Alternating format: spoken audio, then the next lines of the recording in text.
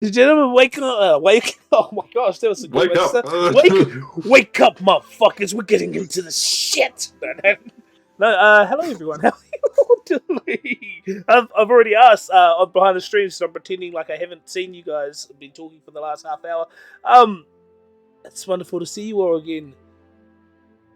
Last we left off, we kind of found ourselves in a predicament as one of our party members went down inside this large tree root that had been discovered by Tuck the tortoise. Him flowing with a sense of urgency to find his lost sibling or cousin or just familial presence. As a sort of friendship was formed between two unlikely allies. Morrison Viet, who earlier that day in the last few days found himself in almost a new light, having been almost taken away from his life of cutthroat killing and seeing a world where maybe he didn't have to do as much killing, but probably a lot more cutting of throats. Well, business is definitely a cutthroat world, and Noah, still sort of wrecking with, I say, a bit of inkling of betrayal after being left by a new friend who who seemed to leave after short notice. Found something else to occupy his time and uncovering the mysteries of what was kept inside the small box.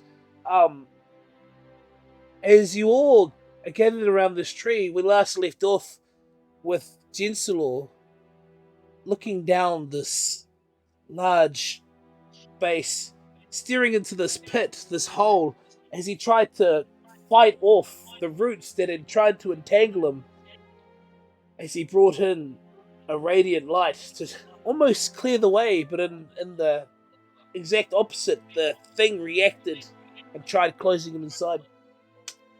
Um, Chen, as you looked down and peered into this area, you could see what looked like to be a small green flame sitting in the middle of this circular shaped room. What looked like to be a tree growing inside it, overreaching the branches, and masses of moss that caked the outskirts of this circle. And in the middle, you could see these two fine, faint lines that sat in front of this campfire or this fire. And peering closer, it slowly came to your realization that these were arms. And as you looked even closer, you could see a familiar gold bracelet on one of those arms. And a sinking bit of fear entered your stomach as you realized what this place was.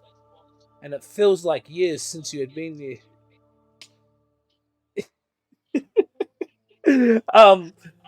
As it happens, and you look down, up top, uh, Tuck, you hear the voice of someone behind you sort of go, "Oh, hey, I forgot to give you this last time. I kind of worked on it overnight." Um, you see this large paladin man walk over as he pulls out this leather belt contraption and hands it back to you. He goes, "It took a bit of work, but it should be a bit more supportive, a bit more stretchy." As he hands you back, Tuck, your harness for your flying disc. As he looks down the hole, he realizes the sort of severity and almost ponders whether he should come with you. And then Tuck, as he looks at you and looks at his hammer, he just wishes you all good luck. He goes back to just start trying to chop down his trees. Uh, and while Jen's down there, is there anything else you guys were wanting to do in this situation? I'll just switch now.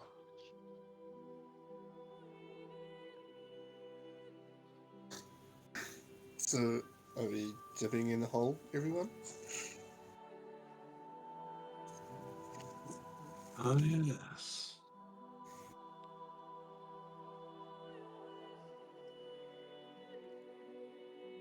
I mean, no other way but down, right? Um, Noah, as you turn around and at first, before Jin had entered this hole, you had peered down there and saw these bones, but nothing else of note. As you see Jin stuck down there, you can almost feel his uh, shock or anxiety as he stops in viewing this hole. So I'm just trying to bring it up on the map on this thing. That's fun.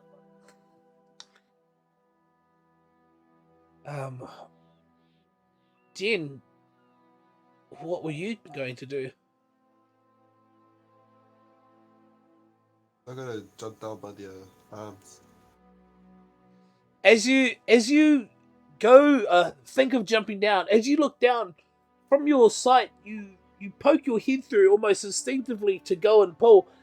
As you look down, you realize this bird's eye view that you have, and you pull your head through, and it's almost dome shaped in a way. As you stare down into this hole, you can see it's about can't be less than a 40 or 60 foot drop. I'm You gonna use my oh, elemental gift to fly. all right.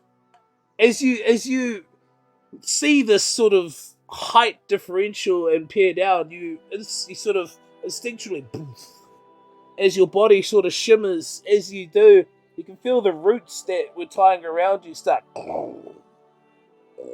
shaking off as you shimmer down into this hole, almost softly glancing through. You can see that this fire in the middle is the only thing that seems to be illuminating this entire dome area. As you peer around, the green light sort of illuminates what you can just see to be the moss that gathers around. As you touch down near these bones, you can see around you just these massive mounds of moss that almost look like like a big squishy pile of leaves. If you were an assassin, you'd call the eagle and jump. But as you touch down and stare at these arms, um, allow me to flick us over.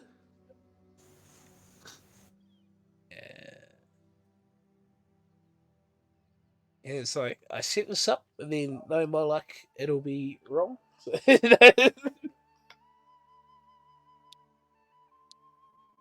ooh, bit of flute. I know we're good.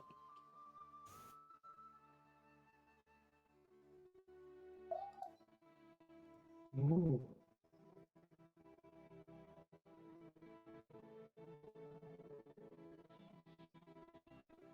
what is this?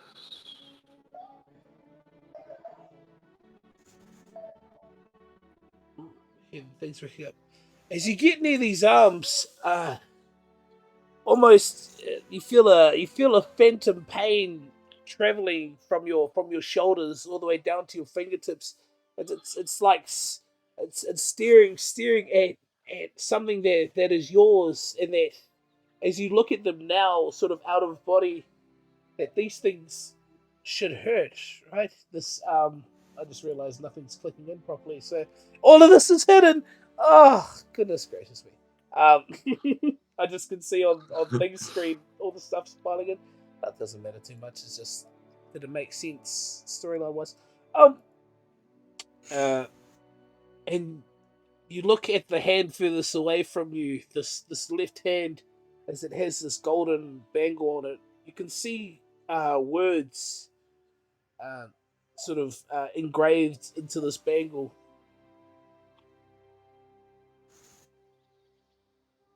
I'm gonna walk over to that hand and I'm gonna crouch down and pick it up. But before I do, I'm gonna cast mage armor for myself. All right, as you walk over and see the sort of limb of a past you and sort of walk over, one hand out, just touching your chest. And as you go to reach out and pull the hand, you can see the sort of wrists of where the hand is just sort of plop off and just fall to the floor. You can see the bangles like about to fall off.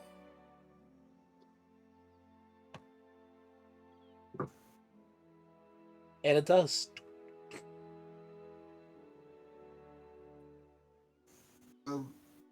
Does this bracelet have any magical properties? Well, From when you recall, your memory takes you back. These bracelets were almost as if identifying markers for you and the Mages Guild of Ravnica. These bracelets were given as a way to sort of for other mages to know who you are, and for other people to know who you are. They were almost as if a badge of some sort. Gold, solid gold. From what you recall, you don't ever remember them being magical. I'm just gonna put it into my pouch, just tuck it in. All right. As you do, this bone just sort of falls to the ground as you grab the bangle out. The rest of the party, Noah, you particularly having steering, you just see this person just slide into the hole and just almost, well, characteristically for him, just float down into the hole. What are you guys willing to do? Do I recognize that the bones? Do I recognize the bones? As you stare at these bones, the thing you find strange is that there is nothing, no presence or aura around them. They're almost empty, drained in a way. As Jen falls into the hole, and you now, with his body having cleared the way, you can see this green light emanating from it, and you feel something in your stomach that makes you sick. None of this is going to be. I wish I had one of those cool little mixers that could just be like.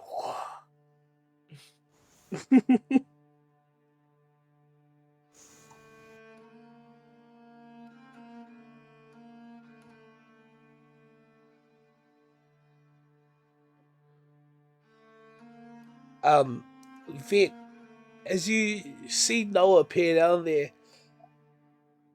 you've noticed on a few occasions that in your short time together that Noah, even though he seems to be someone of quite like plain and quite innocent thoughts of just thinking around, you know that sometimes he just has a look as if he is just staring through things.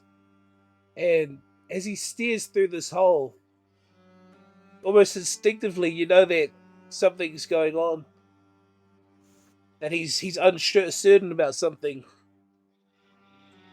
And you've only seen you didn't see him eat the pie. He's only been uncertain about their pie. You missed the pie. He missed the pie.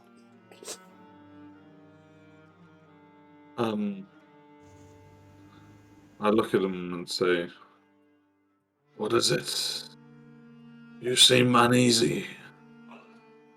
I'm just not entirely certain whether we should be going down there. I mean, it looks pretty far, don't you think? I mean, what do you see? What do I see? As you look down there, apart from this large messing of bones, and this eerie eerie green light emanating from this hole.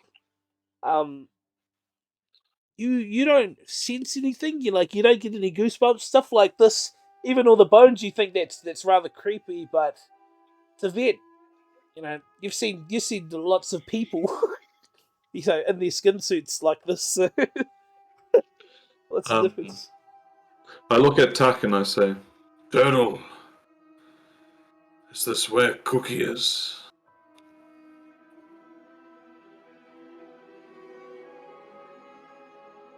Not too sure. I heard his voice down here. Really? That was a while ago. Tuck, you recall, would have been a day ago, yesterday. And if there's any chance that Cookie's down there, we'd better go on in. And Vit's can I jump in? All right. As you wiggle in, sort of, move these bones about, clearing the way. That you can feel the sort of roots around you just sort of, either oscillating or just pulsing, around you as you sort of slide your way into the hole. As you peek your head down, you see where um Gensler is now, just looking around this enormous room. As you peek down, sort of bird's eye view, looking at him, and you can see now that, judging from how he is and how short he is, that there's about a 60-foot or 70-foot drop. If you want to, wait, what's your perception? Or you can make a perception check. Passive perception is 16.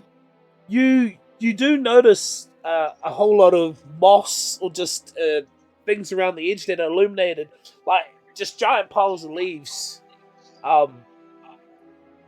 near, sort of in the same general vicinity. Hmm.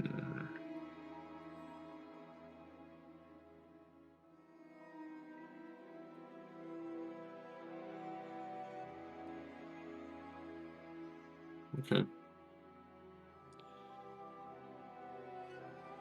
We have some rope.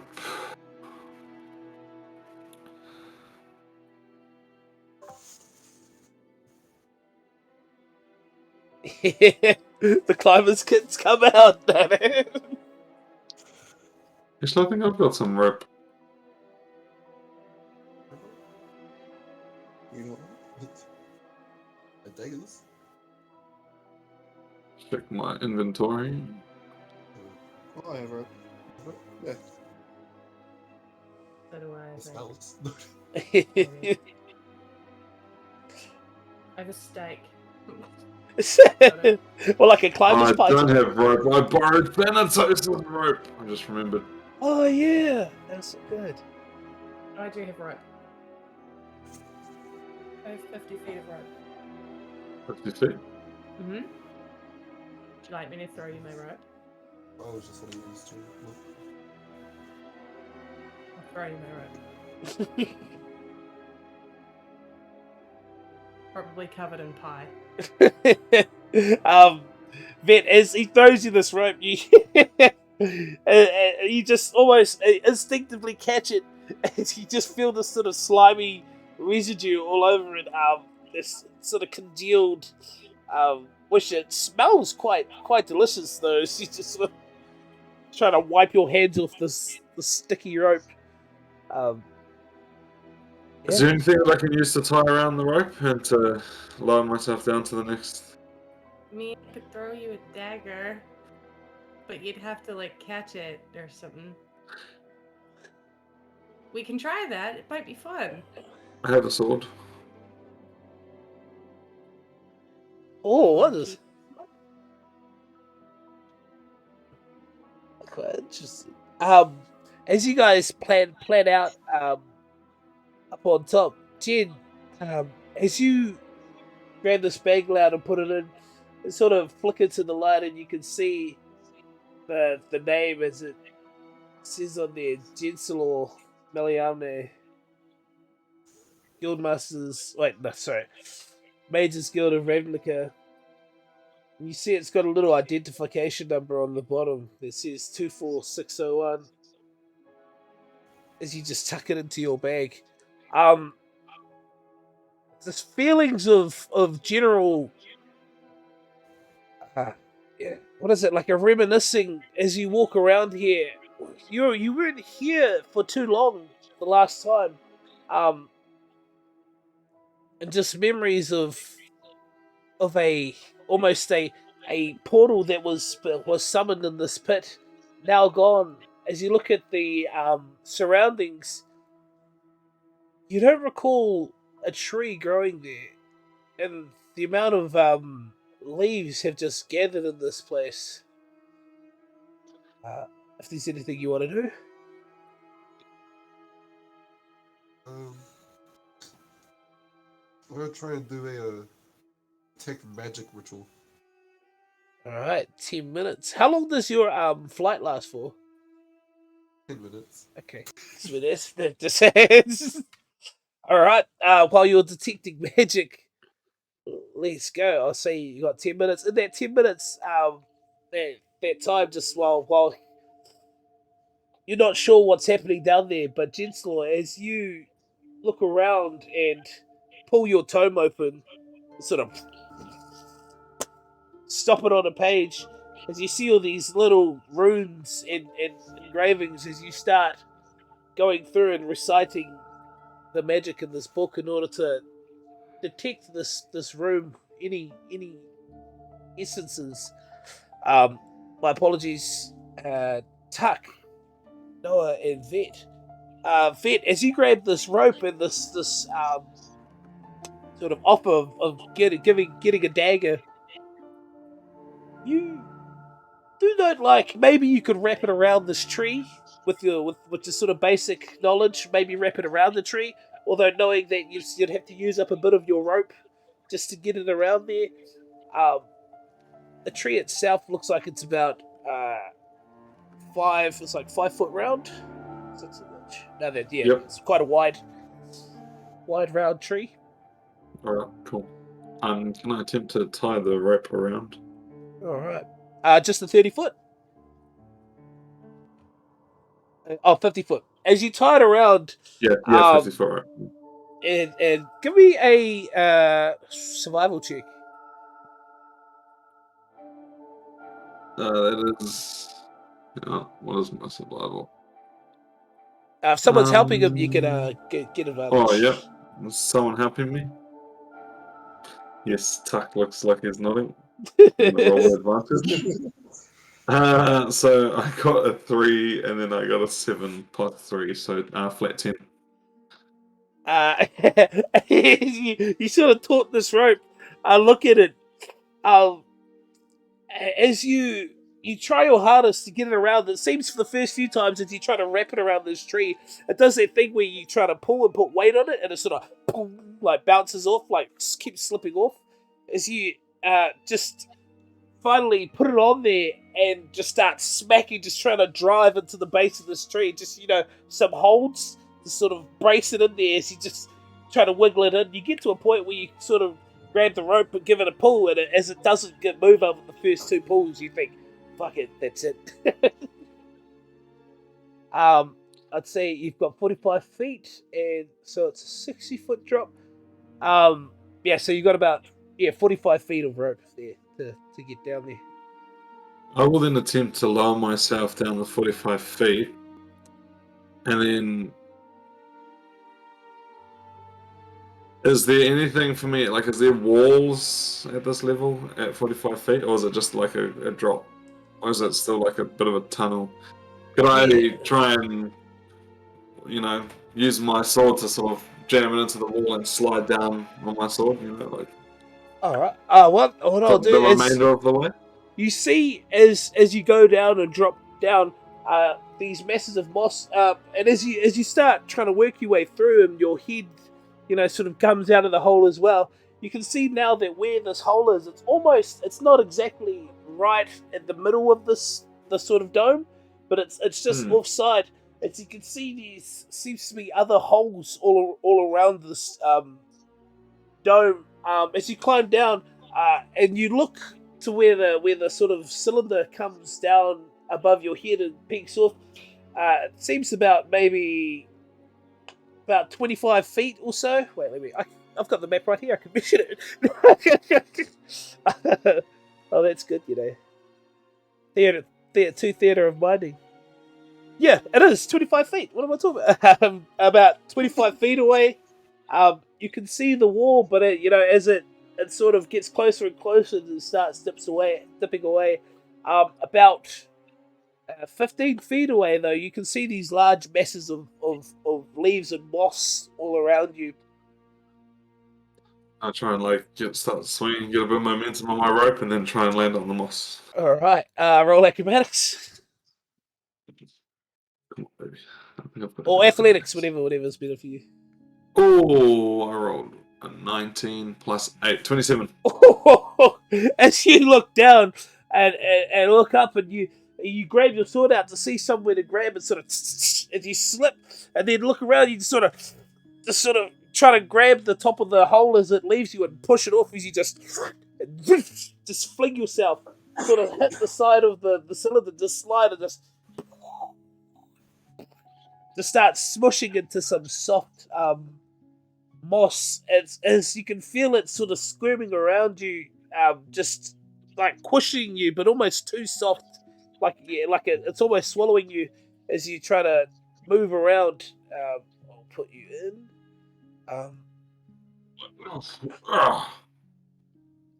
What is this cloudy moss? It's safe, everyone. Jump on down. Shout out to everyone else. As you slide down, the room being illuminated by illuminated by this light, you see as you squish down onto this moss and stand up, you notice as you look around that you're about 20 feet above Genselor, as you can see him with his book out, looking around, and almost you can hear him under his breath chanting something. I'll give you, if you want to, make a perception check.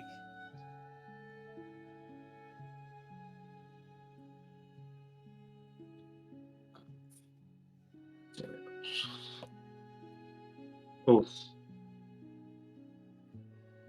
12. 12. As you slide down, and sort of hit your arm, you sort of push off, something that's underneath it, and just sort of get up and look over the edge. It's almost like you sort of steady yourself on something, as you stand up and look down. Jen, as you finish, you hear this voice behind you call, "It's safe. Come down." Sorry, I could have just asked you to say the line. I can't move it, by the way. Oh, sorry. Gosh, Tom Long, gone but never forgotten. Oh, I just moved the tree. I wonder where that Thanatos is. I'll Tom Lock you guys too. As you hear this, you finish the ritual, and almost like a little pulse comes out of you, Jen. As you look around, you see right in front of you, in the north, this tree seems to be almost just sapping at energy as you see this blighted tips almost have like inklings of magic flowing through them. The fire you see for itself also seems to be magical. You see Vet and yourself, and you can notice the magical equipment you guys have on you. You see faint, very faint bits of magic. As you turn around, doing like a 360 scan, as you watch Vet walk past, sort of testing to see where he can jump off the rafters and making his way down to you. There seems to be points small inklings of magic. Well, from what you can notice, 3 just faint beams of magic coming around the area where you passed. Along the floor, still going. Are also just traces of magic, but these beams are faint. I'm gonna try and extinguish the flame in the middle. All right. What are you doing? How are you doing? Digitation. You sort of instantly go to your rudimentary on-off magic as you sort of click and look at the flame as the flame doesn't dull. It keeps burning. I'll look at my shield for a second. I'm just gonna slightly take it off. I'm gonna cast mage hand on it, and I'm gonna try and ward it over the flame on the dark side. As you float this shield over, you catch the shield almost. You know when you see like when you look out and you see rain falling, but it's only hitting like a single area. You just see that shadow go over. It's like everyone okay, but fuck you in particular. Like just one beam hitting down. You see this dark shadow float over. It covers the flame, and Vet, for you, it disappears along with everything else underneath it. Jen, for you, as you see this thing go under, you can still see the fire burning underneath it.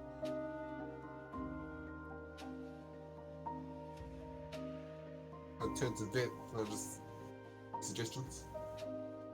I'm just gonna bring the shield back towards me with my mage hand.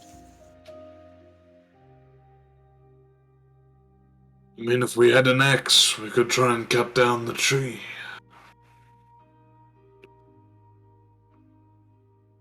Tuck, Noah, as you see a bit of time that's passed, and you had heard Vet say it was okay to come down. What do you do? Oh, Noah's gonna tally-ho himself. Just like Peter Pan, like, I believe I can fly, and then just yeet himself into the hole.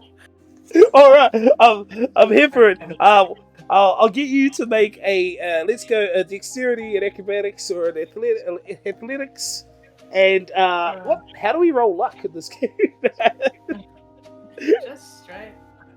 What was it? Give me just a general dexterity and either an athletics or an acrobatics. General, not safe. No, it'll just be a general dexterity check. General dexterity and then acrobatics, eh? Yep.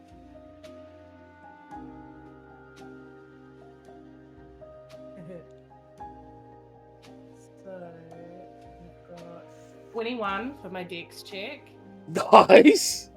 and then 11 for my acrobatics. As you just sort of run and just hear you Vet and Jen, you just look up and just see what looks like to be a shadow just like cover the light that's coming out and just fling through. As you do, you just see this little body just fly out and flipping through the air. As you just flip out of there, I'll roll a D4 for me.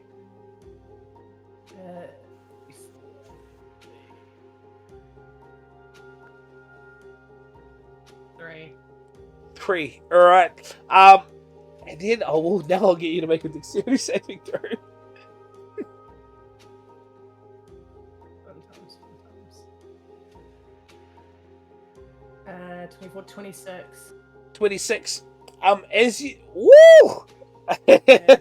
as you flip and just fling out of this hole, you sort of as soon as you enter this pit, gosh, now I have to do this again. As soon as you enter this pit and you're sort of the adrenaline of getting flung through is pulsing through you, your eyes sort of widen as you enter this place.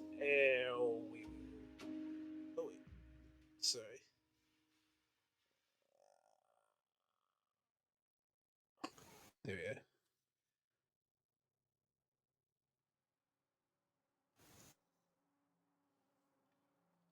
Perfect.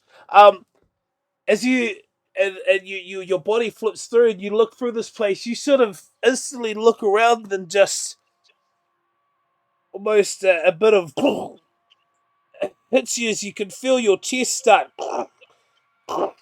almost pulsing in you as it starts rippling through your body as you fall and you look, you go faint for a second. Vet, and Jen, you see this person who just runs through, sort of very alive and conscious. As soon as they walk through and look, they almost like you can see. I would say he turns pale, but he's already quite pale as he just sort of, and his body sort of goes limp as he flops through the air. Um, you see him sort of float as he gets to the bottom. Make a perception check for me. So that's Jen and Vet. I rolled a 14. 20. 30, 20. Sweet. All right, that's all right. I've 5. 5. Oh, Jen, Vet, as you see him falling through the sky, you watch him go limp. As it does, you see him almost falling like a rock into this hole as you don't have a time to react, but as you watch him, you see something almost red sort of envelop him, almost cushion him as he just sort of smacks into it and just lands on the floor. I will get Noah to take 5. That's all right. 5 bludgeoning damage. As he hits the floor. Jen, you don't see what it was. But in that moment, as he fell to the ground, almost this burst of magical energy seemed to just engulf him, just and catch him. As you hit the floor, Noah, you look around and see yourself lying on the ground, and you peer around, and this place, it isn't how you remember it. As you turn your head and look around, you see the ruin, like just the general disuse of this area, and you notice that as you stand up, the last time that you stood up in here, you were covered in bodies.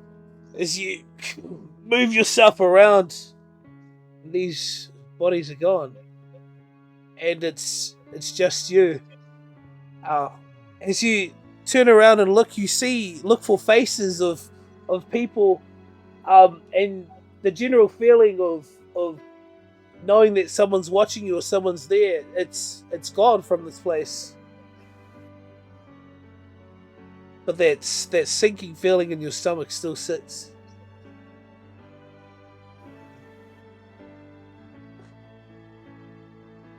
You stand up if you wanted to, or you can lie prone. I'm all for a hot second, just like a second longer, and be like, that was nice.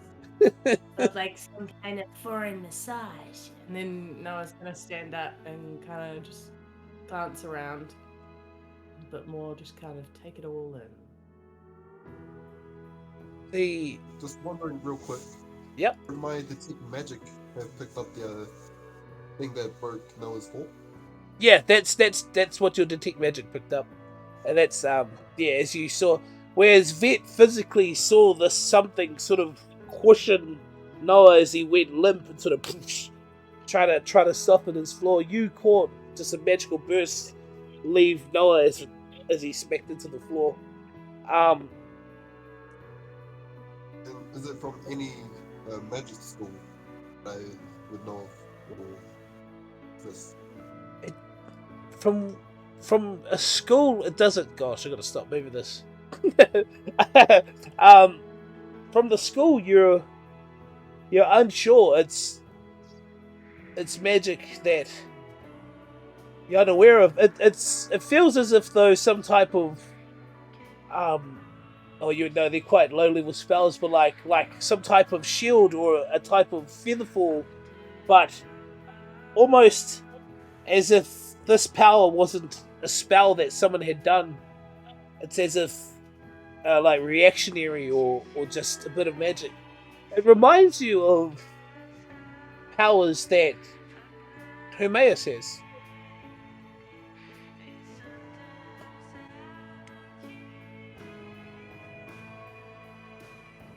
Oh, this music, this got crazy. Sigaros. Only one of the first bit.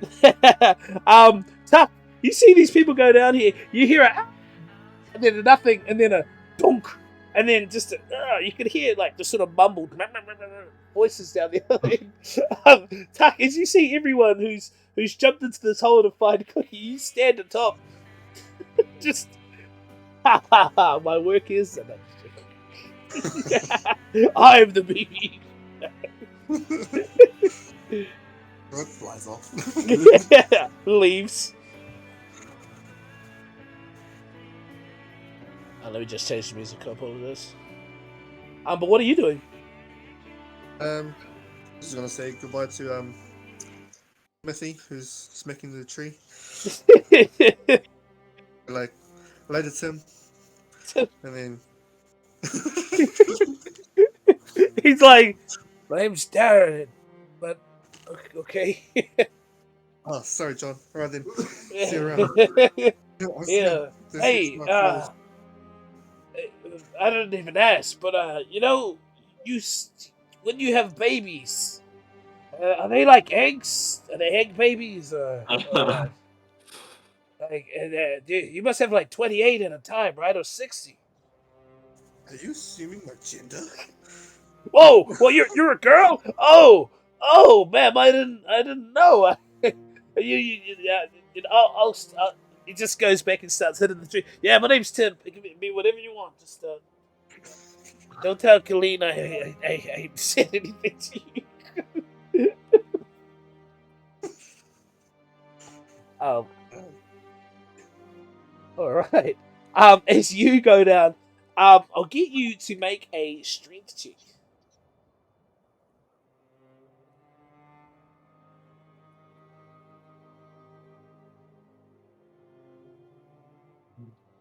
Ten?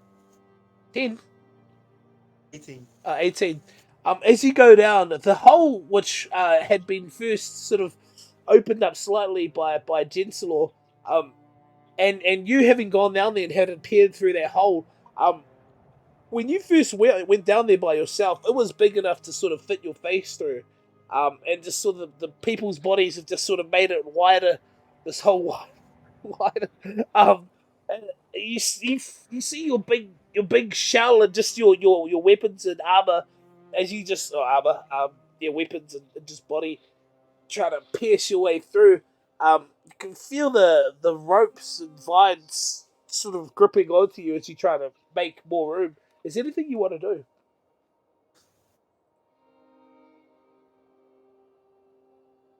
Just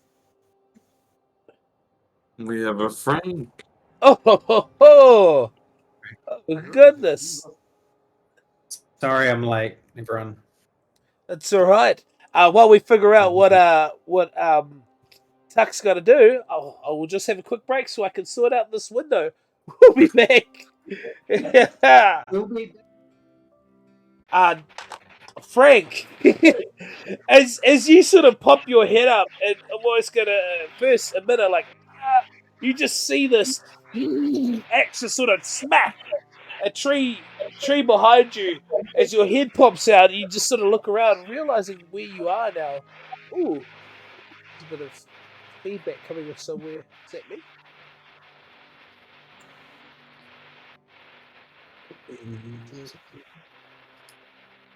Right. Is it the? Oh yeah, there we go. But so as I put you in, Franklin's son Gretel. Okay, just as you do, you see this axe fly past your head. Tuck, you see this axe impale into this tree, and underneath this axe, you just see the head of this person sort of poking his head out of the bushes. What are you guys doing?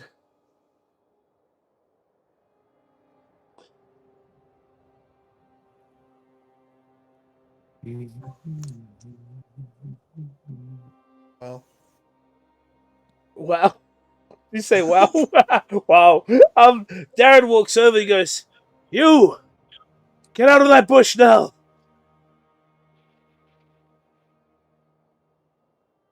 Good afternoon. I knew I would find you here. I knew it. You see this imposing figure of this man who walks over and sort of ready, even though he hasn't got a weapon. You notice his right hand starts lighting up with this almost bright white light. And then as you poke up and say something, he's like, "Oh, hey, what are you doing in the bush? Hey, all your friends just went down the hole. Have you been here the whole time? Also, it's like 9 a.m. It's not that late." So I did okay. It's only 9 a.m. Oh, there we go. I should have just checked where the sun was, but look, let's not fret over why I'm here. I'm here to meet up with you guys, obviously, and I'm actually sort of amazed it kind of worked out that way. But here we are. How is everyone? How's it all going? You all doing okay? You notice that? Don't worry about them. I just forgot to take them off the map. As you look around, you see Darren, and you see this large turtle that you've gone to know as Tuck, and the rest of the party are not there. You see Darren's pointing to this hole in this tree, as to where your friends have gone. As you sort of make your way out, you sort of just dust yourself off all these leaves, sort of wipe your mouth. As it goes, So they went down without me, as usual. "Are you okay?" And you're back, Tuck, the tortoise. You're back. Great. You know, my first memory of you was Cookie hating you, so great. I'm glad you're here. Sorry, I just mute my Tuck, you don't recall any of this at all. I really thought we were bonding over when we were carrying it chest. I really thought we bonded. Frank, it's almost like a hard hangover memory, as you remember just at one point. 9 a.m., man. Yeah, a turtle just crying about his cousin Cookie. Just how distraught he was. You were just like, you piece of shit. I'm sorry, I'm emotional at 9 a.m. apparently. You see, he walks over. Darren walks over. And goes, "Of course. Well, your friends are down there. Take care, huh?" Thanks, Darren. But it's not me you need to worry about. I'm just kidding. It's me you need to worry about. I'm gonna head down there now. He's like, oh, yes, good one. Hey, I like that guy. Thanks, Darren. Just By the way, how's the wife? what? Oh, yeah, I gotta go. He just starts whistling. He's like, oh shit, yeah, Colleen just walks off.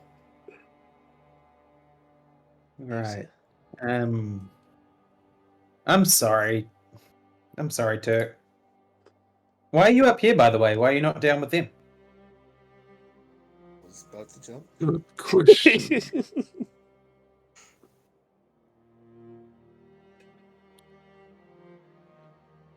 Is there something I should know? Did you want to jump first? You know, Turk, I've been to all four corners of Neverwinter.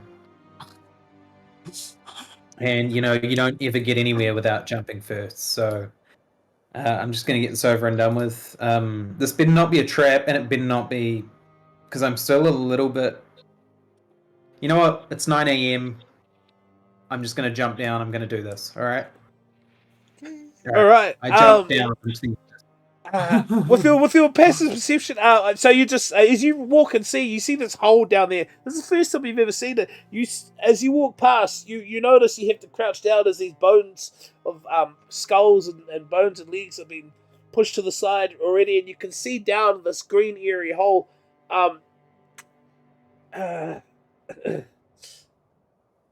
You notice as you walk in to the right of you, you can see a rope that is hanging to the side, and you just go straight down the hole. Yeah, I mean, I think I'd better be a little bit more kind of. I'm not just gonna throw myself down there. I think I'm gonna kind of feel my way down.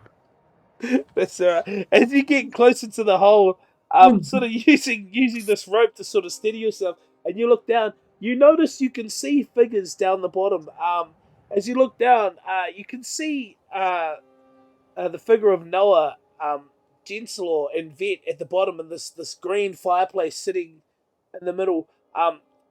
They look quite not minuscule but small from where you are. As you look down and you have a bird's eye view of them, and they're about 60 feet away from you from where the hole is.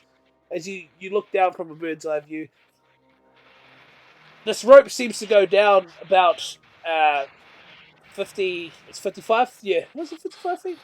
No, 45. 45 feet. You can see that it dangles a bit above their head.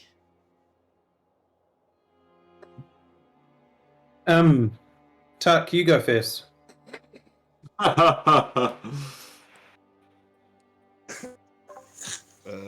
Okay. I'll follow you. I'll make sure you're okay. Okay. As Tuck gets down there, you notice this place is too small for both of you. I'll assume you just get out of his way as Tuck sort of wiggles. You notice that there seems to be some grooves at the side of this hole where it looks like it's already been pre-grooved for someone as large as Tuck to fit through. Tuck, as you start fitting through there, were you looking to take down the rope and swing around, or just drop straight down, or did you have some type of patronic gift or something? I don't know about. Some Misty steps. Just use my claws just to. As you put your claws and head through this hole and look down, you notice as you look down this hole, it's dome shaped. So as from where you are, it's not quite the apex, but you are looking at near the middle. I mean, you want to try and grip the ceiling and. Other sides. As you look, you can see that the sides are about 30 feet. You know where it's slowly. How can I describe this? You know, like this, and like it's like that, and so the walls are over here. You know, so like you're here, Yeah. and it's like that. So like you can try gripping, but you have to monkey bar maybe. Like, hey, make a perception check. Oh.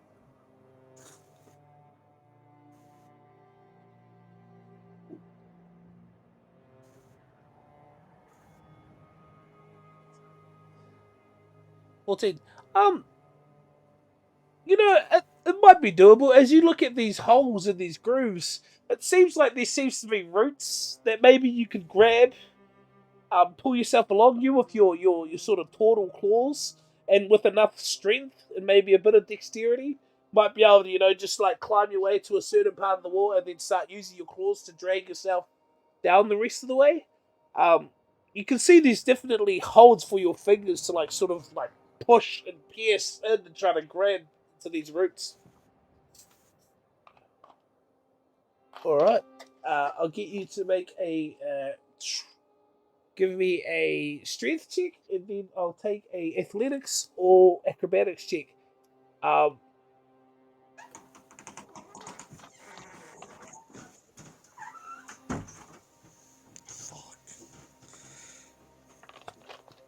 If it all goes wrong, I'll just have to pop in my shell and just drop.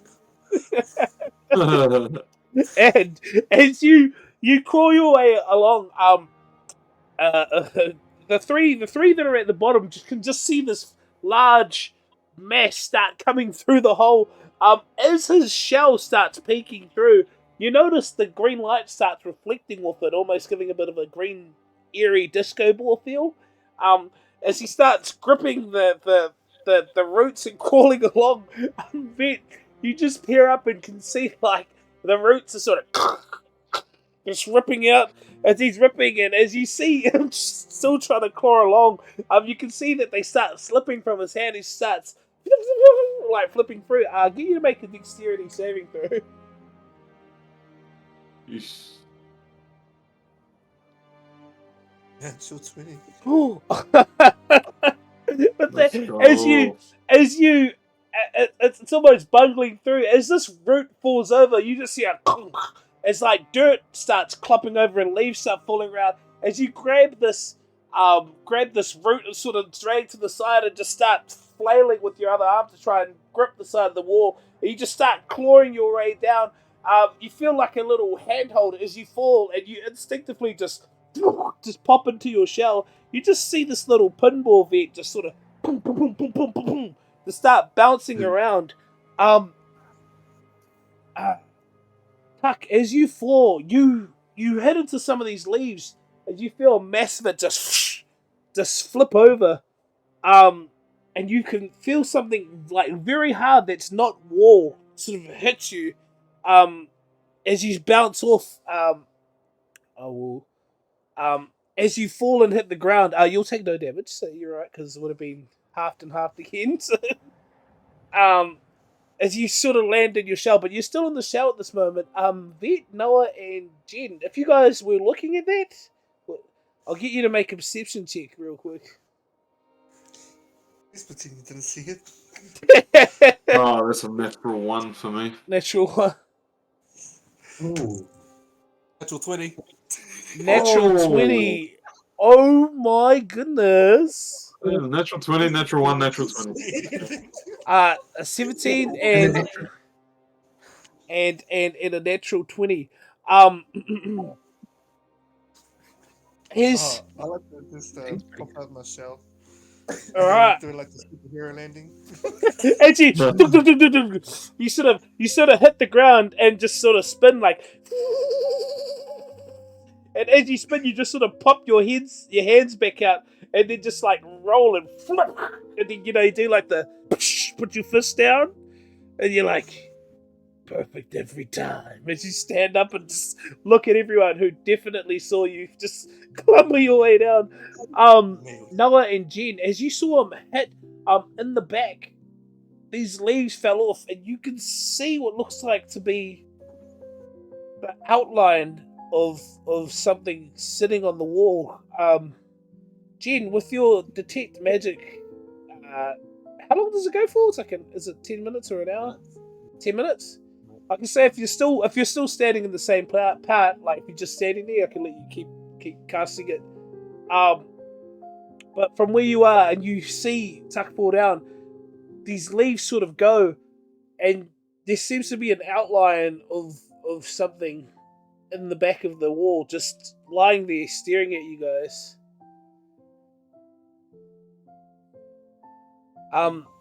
From the detect magic, it seems like there is a pulse coming from its head.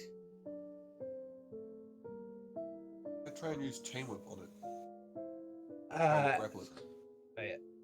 This is where we have to look to see how far it is. I think. We were if you're willing to break your concentration on detect magic to move, well, Yep. sweet as you get closer to cast chain whip, make a roll to hit.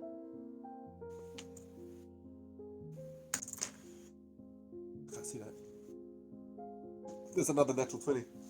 Oh my gosh! Why? as your chain whip goes out and grips onto this thing, you feel a tug and pull. It's almost as if it's like a clop, sort of sliding across the ground. Do you want to just keep controlling on chain whip to keep pulling it 10 feet closer to you each time? Yeah. As you pull it more and more into the light, you can see now it's sort of clopping around. It's sort of limbs and body slide across as you notice this metallic figure, and for a moment you see the eyes of this thing, and they are red, but they're not glowing, and this golden body starts being pulled across to you, and you notice how long it is, as it falls off the perch that it was sitting on and lays on the floor. And Frank, what are you doing at this time? I think I'm looking in bewilderment. Yeah, I would say you do see this golden thing get slid across the floor. But I think because I haven't gone down to the bottom now yet, right? Like I've No. just I've let Tuck go in front of me, so I'm kind of I think I'm kind of thinking like, thank goodness I let him go first, because wow, this is odd, All right. you know. I guess taking in all that information, you have a choice whether you want to do some dexterity, trying to grab down there, try to swing across maybe to something more safer, or I don't know, mosh pit. Yeah, I think I'm gonna play it real safe because I'm not feeling that great. Like I feel like I've just woken up. A lot's happening. I'm gonna play it safe. I'm kind of, it's quite high up too. I'm feeling a little bit anxious about that, so I'm gonna try and play it safe. I'm gonna get down there nice and safe if I can. Not Alright. try and make a big. That's right. Okay, get you to make a dexterity and an acrobatics. Just as you climb down and get to the last bit of the rope, you notice that there is about a 15-foot drop. 23. As you sort of swing, aim for anything soft or even for another person. I'll give you a choice. Do you want to aim for something soft or aim for another person? I think I'll go for something soft. I don't want to. Yeah. All right. As you sort of swing and top your way over, you sort of landed some leaves. Just noticed that like a bunch of moss and leaves are all over your body, which is already covered in a bit of leaf residue.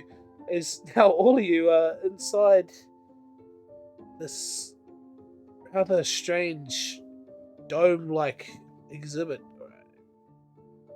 Apologize for the clutter that isn't in the place.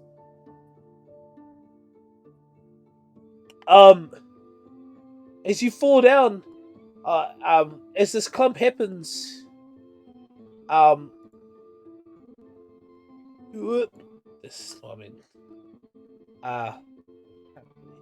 this thing gets pulled closer to you, and its lifeless sort of husk gets closer to you. As you stare at this thing, you can't help but notice that it has a lot of familiar designs and markings of Cookie, but its size and its just outward appearance, its color, its make, this doesn't look like Cookie, but it's very familiar to him. Vet, you spot this thing, and you two have the same sort of look that this thing is familiar. I shouldn't do. I'll just put.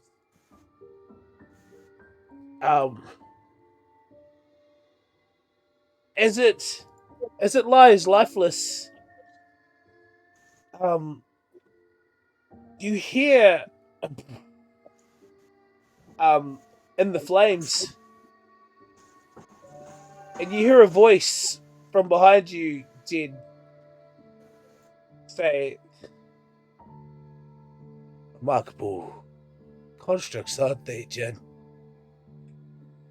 To think all this time we spent studying,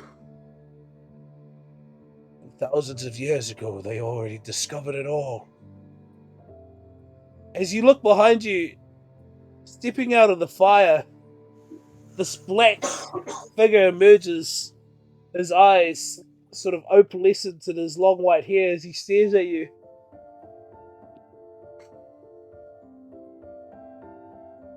You thought we could find it all, but it was already found. Just buried.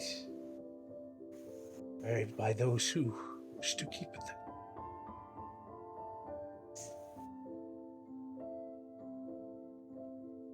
Oh.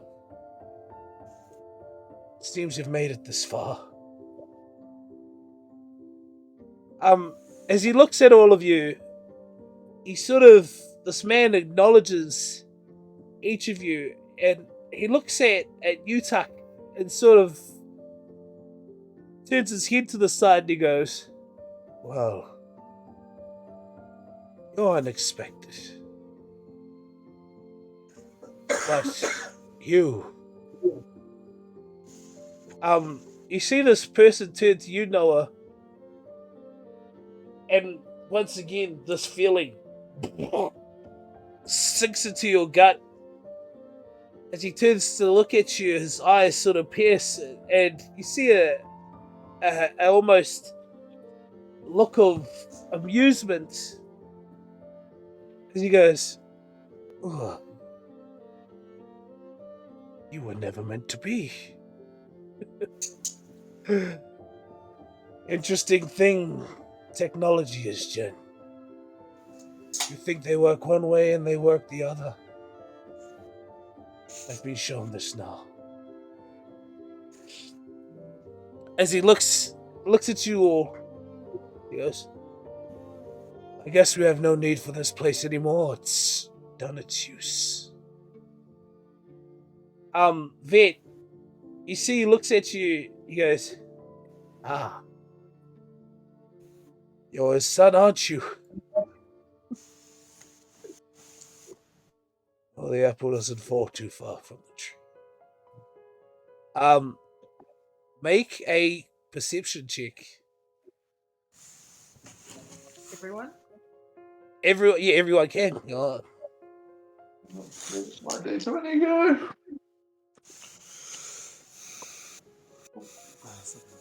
I see nothing. Not even my Oh, own feet. I rolled a natural one. I rolled a 15.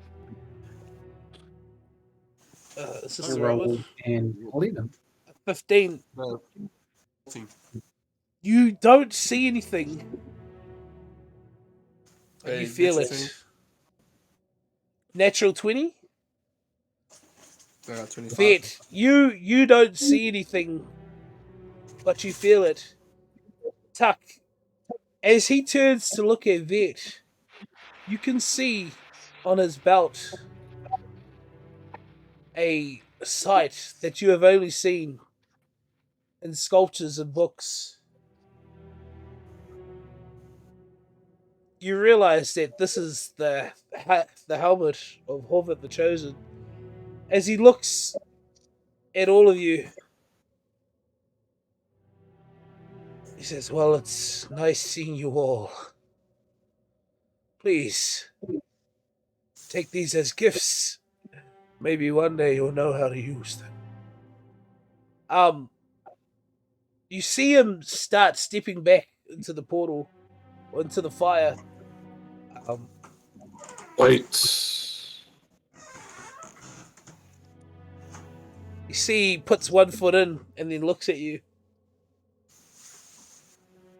You speak of my father. Yes. Well, he also came here. And there, it seems it follows him everywhere. Yet, in the end, it's only one of them who's left down in the well. But soon we will be united. That's the way your helmet is.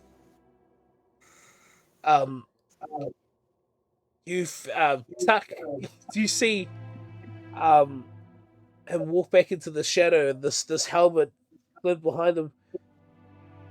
His face sort of peers out and goes, he looks at you, Tuck, and he goes, the path is open now. I don't think your family will have too long to wait to see the other side. And he steps through and these flames just engulf him and disappear. Jen, holding this chain, you feel it start pulsing as you see the head of this creature start flickering. Just almost inside, you can hear an almost. As you do, you see this thing just grab both the sides of the floor and just stand up and stare at you, now eye to eye with you. In the background, you noticed the leaves behind you, Vet. This wall of leaves just start rising as they all start sliding. And you see another one of these things peer out, sitting on top of the ledge. Vet, you're the closest. Make a perception check. Oh, that is a 23.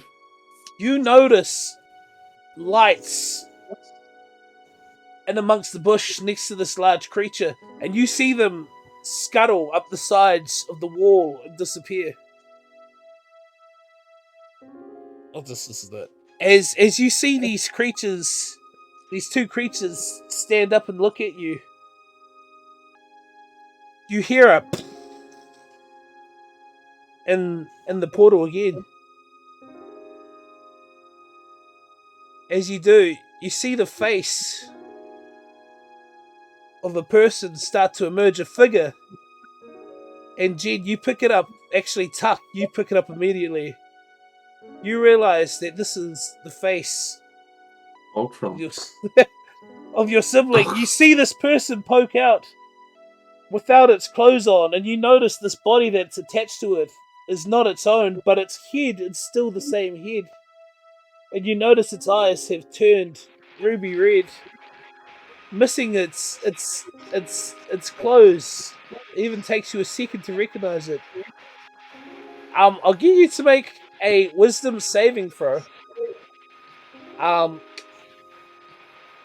I think I should see add 7. Don't add your own wisdom. Add 7.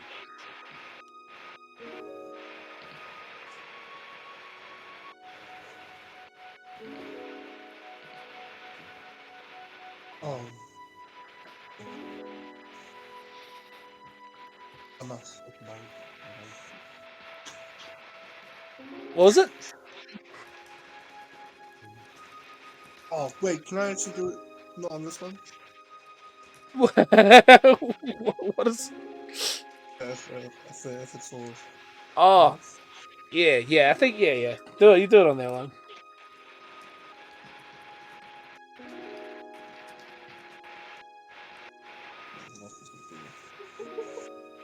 Leaving. 11. This thing turns at you, and Tuck, it's so strange staring at this person now at your height level. As it looks at you, you look and think, cookie? As it pokes out and it stares at you, you notice its body sort of opens up as this giant fireplace starts erupting from inside its abdomen. And, sorry, this music's not there for it, but we'll do this one instead. I'll get you all to make initiative rolls.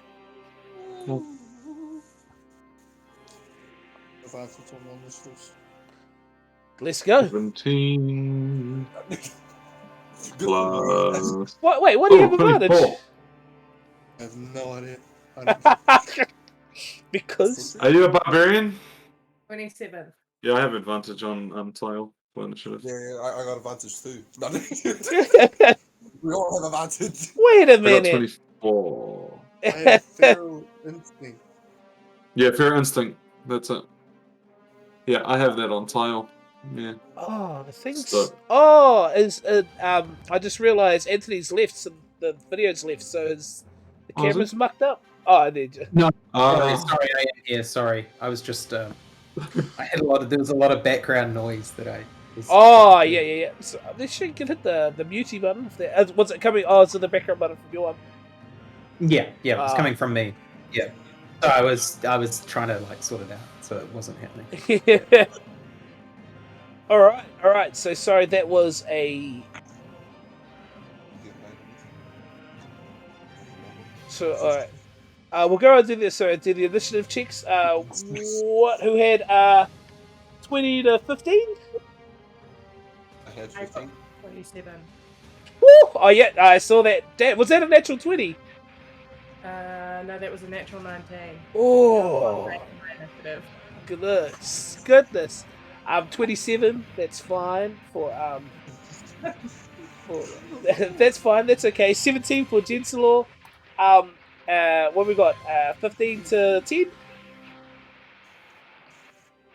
No. 18. Oh, That that's might be that's fine. that's 20 to 15. And 10 to 1. Vet, what did you get? Oh, and Frank. 24. Oh, Oh, is this initiative? sorry. I should have Yeah. just said 30 to 20. They would have. Didn't realize you guys all smashed it. So 20. How much was Tuck? 21. 18. 18. Yeah, I want taking 21. I'll take 21. Sorry, and Only a 9. 9. Okay. Some will win, some will lose, some will want to play the blues, you know? But you know, Hey, it's you just old. don't stop believing, right? You don't stop believing. Alright, so that's a 9. And so what was that? 22? 24. 24. My lord, He's you guys are out for it. 24. Vet, as you see this thing emerge, it looks so strange because it's missing everything that is Cookie, but it's the face that seems to make the most of a resemblance. Where this other one sort of looked like it. This next one who pokes its head out, it stares at you. You have a feeling, but it is Noah. Your turn.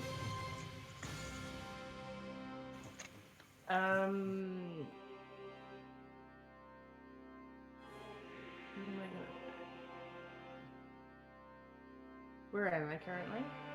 Oh, are you? I cannot see myself. Oh, what's going on? Dear, unhard. Have you popped up? Oh, yes, there I am. Oh, that's weird. Sorry. I'm gonna move no, I'm gonna stay room. I'm gonna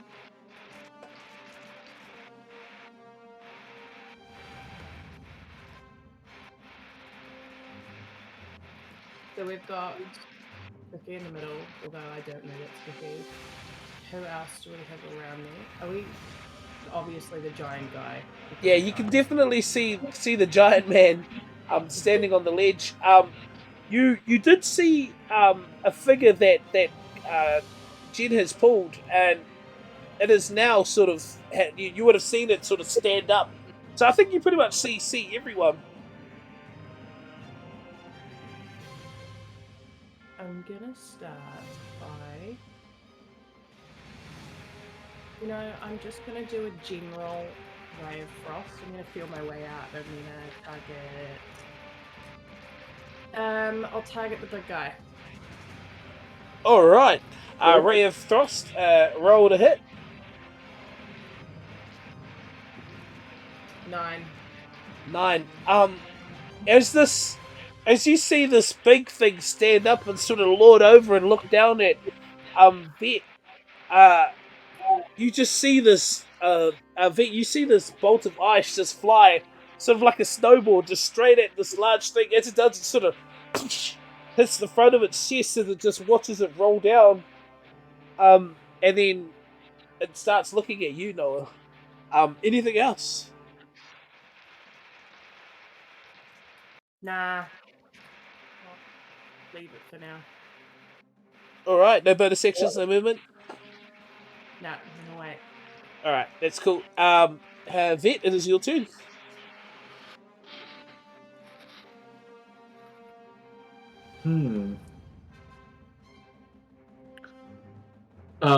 Where's my thing? Is your one missing as well? Yeah. Oh, damn it! Above VTT, you're doing me dirty. I was like, oh, is my armor upgraded to gold? Is it? Yeah. You've got that invisibility armor on. Oh, there we go. Yeah, cool. Yeah, I'll just step forward and do the old vet shuffle. All right. Actually, I'll come over here so I can have get some flanking advantage. All right. some good advantage. All right. As you go to do the vet shuffle, what weapons are you using? I use my crossbow and my dagger. I rolled a 12 and a 17. The 17 is like 27. 27 hits. What was the 12?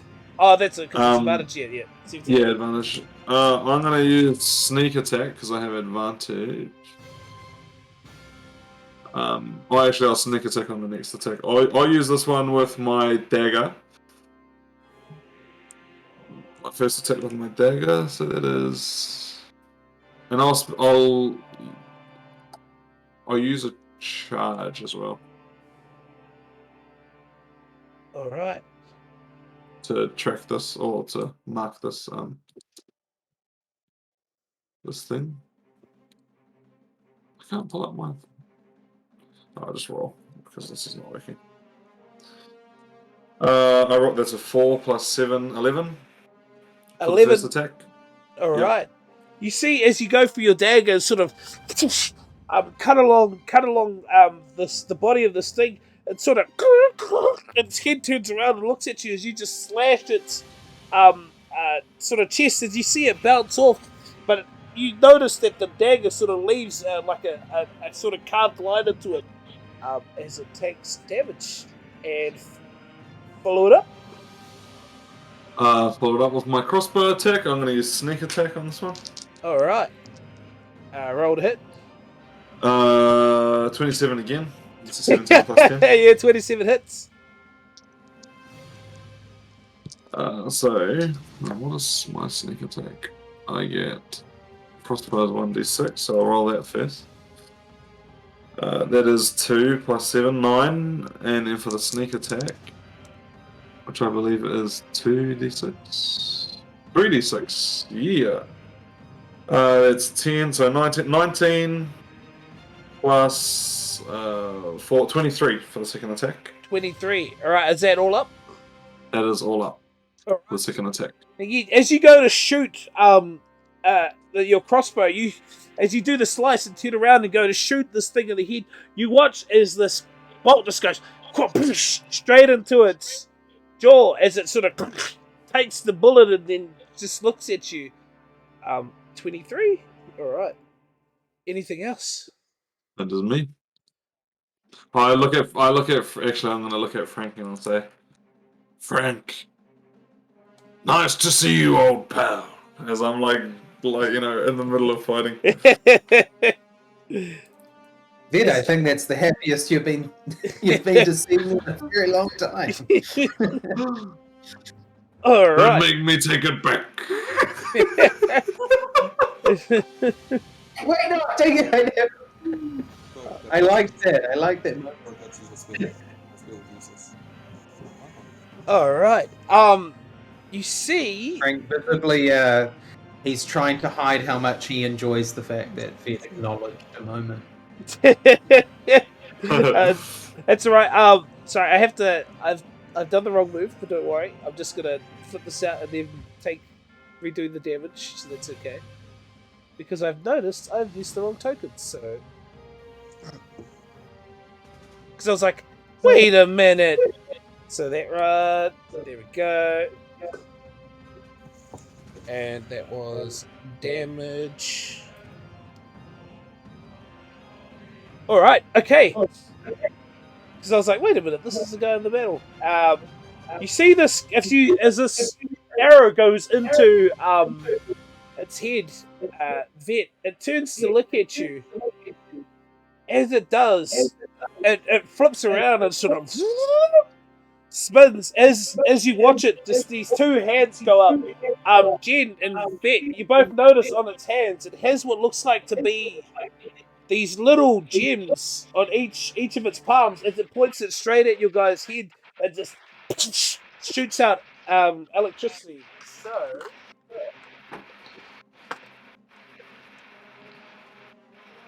Left. Jen. Wait, let's see what a spell casting modifier. Means is in his second form. Natural, so that's a natural 17 plus 8 for Jen. Okay. And then it's 18 for Vet. Because 10 plus 8. 18 damage.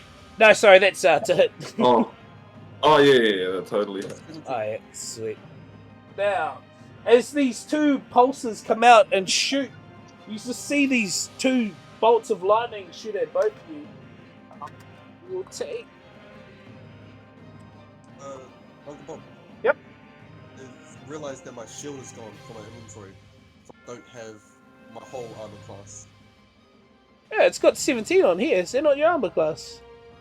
Oh, because I have an extra bonus with the shield. Oh yeah, is your shield not equipped?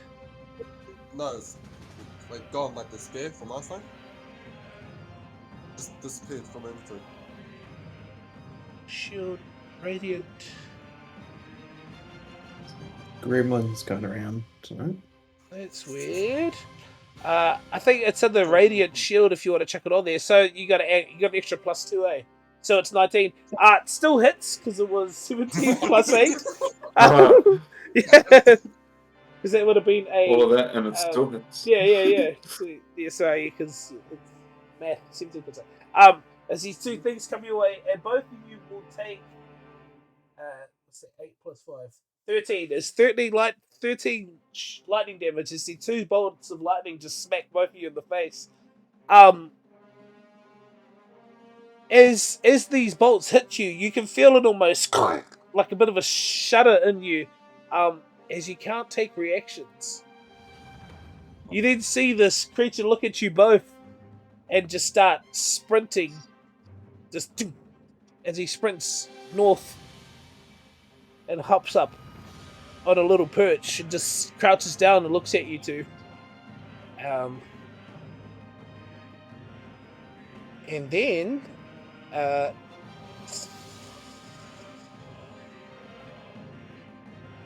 that's right. Vet. It is Tuck, it is your turn. With Jen on deck.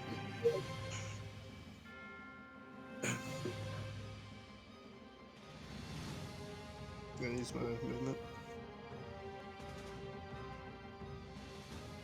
Decrust the cookie.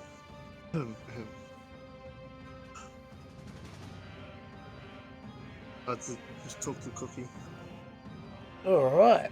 What do you say? Cookie! You were the chosen one! Wait, is that black thing Cookie?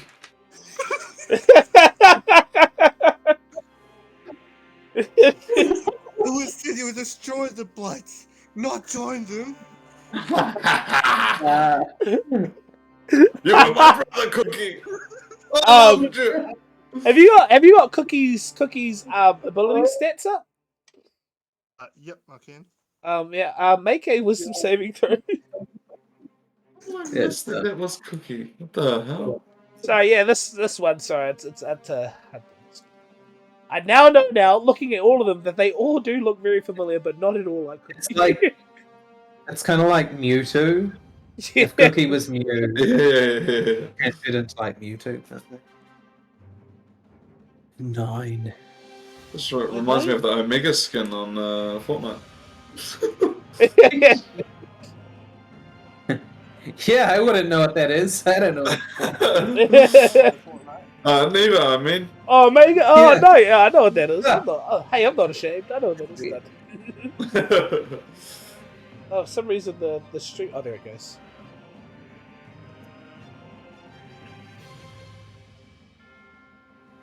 Oh. I have the high ground. What was the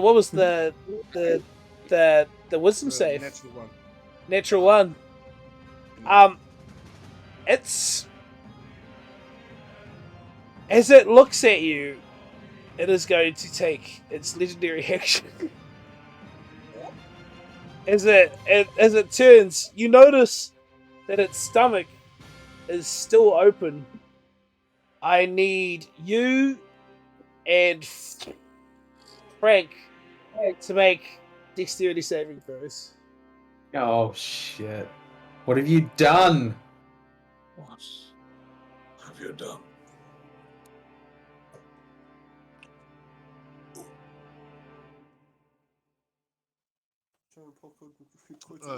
Dexterity save. 22. Yeah, dexterity save. 22. Take a dice for this one. Oh, dexterity save. I mean, what? It'll be. I could use your roll. I could use your roll. That's nah, all I right. have to read. Okay, I we mean, do it. my dexterity save better. Like it's +7 instead of plus. Oh yeah, if you want to roll again, that's all right. I'm just saying you can keep that one. I don't mind. Oh. 27. 27. All right. Oh my, that's a natural 20. That's not just a 27. That's a natural 20. Sorry. Tuck, what did you get? Couldn't be more dexterity. Just dirty 20. A dirty 20. As this thing turns and looks at you, as you try to shake it and get it to try to remember something, you see its stomach open. It's just flame just erupts from its body. Frank, you and sorry, Tuck, both of you try to get out of the way. Oh gosh, I don't even have enough DX.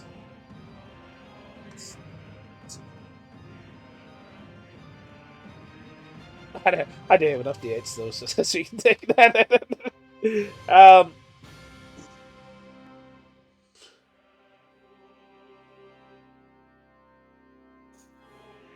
Oh, I had advantage on it too. Do you have advantage? Oh, don't worry, you succeeded the save. As this burst of flame just erupts and tears you too, both of you will take 40 damage halved, so 20 fire damage as this immense flame just starts erupting from Cookie. Well, from okay. thing. Take that hit. Frank, as this burst hits you, actually, with a natural 20, I'll leave it up to you. At this moment, you have a giant turtle in front of you. What do you want to do? Or a bush?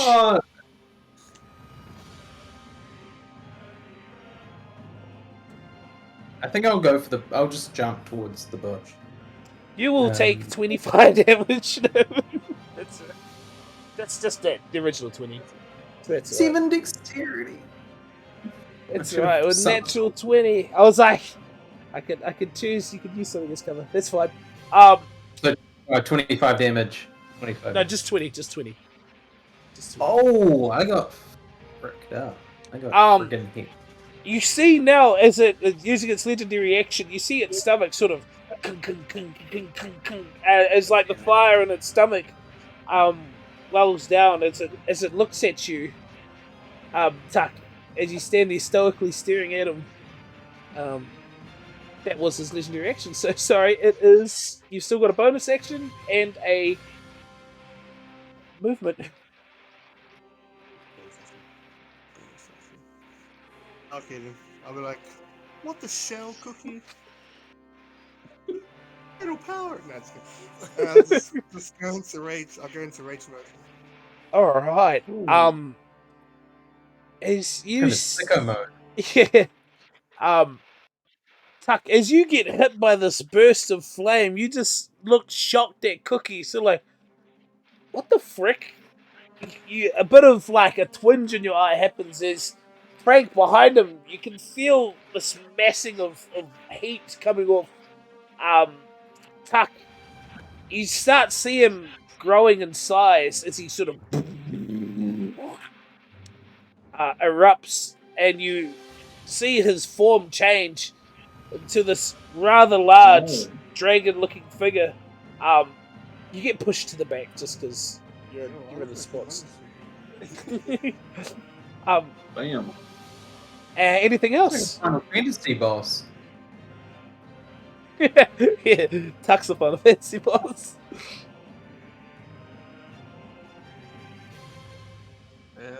Nope. That is... Thank you. All right, Jin, it is now your turn.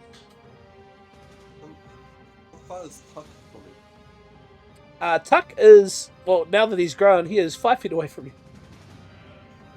I'm going to like just get 5 feet closer. You're fast.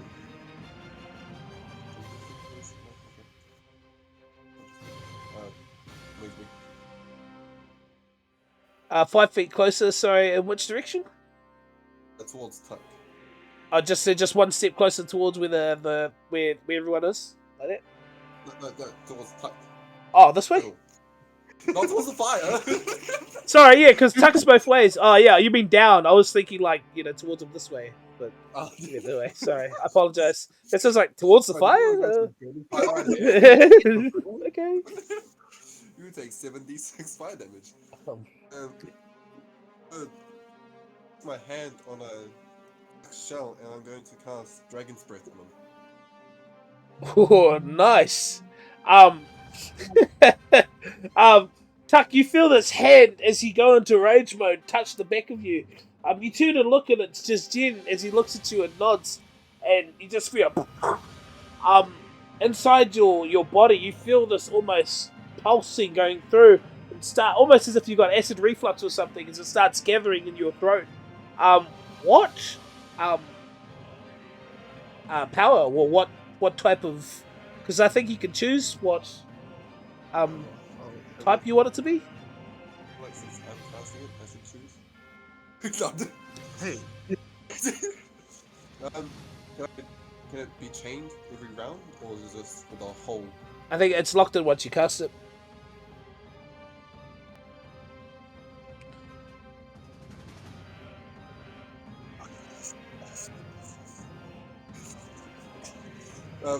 Lightning damage. I'm gonna cast Dragon's Breath with lightning damage on it. Nice. As you feel this eruption inside your stomach, Tuck, you feel and you can just in your teeth. You know when you eat pop rocks, you can always just feel and amongst all your. I don't even know if turtles have teeth. They have like a hard shell, spiky. Well, anyway, you feel lightning bolts hitting off that stuff. Little sparks, like you've eaten a whole bunch of pop rocks. Okay, that is action. You got. Well, no, that was bonus action, right? There's a bonus action. All right. And my action after casting that, I'm going to throw spear. All right. I rolled a hit. Over here. Which one?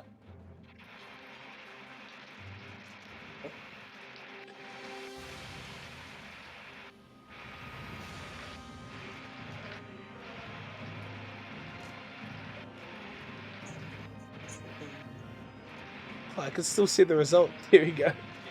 The funnies. That was.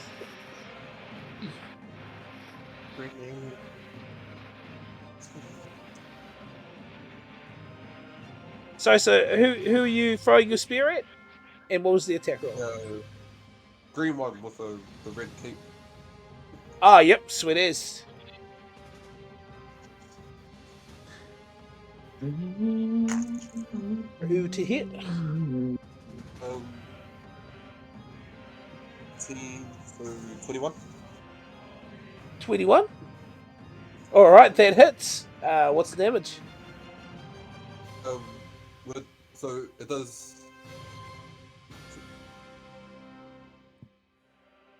So it's versatile. Do I do the versatile damage or just normal damage? Versatile is for holding a 2-hand and attacking, so it'll be the normal damage of the spear. I throw it with 2 hands. No.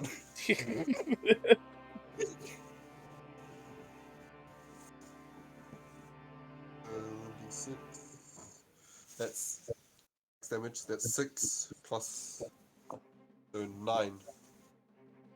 6 piercing and 3 bludgeoning. All right. As you Basically bludgeoning.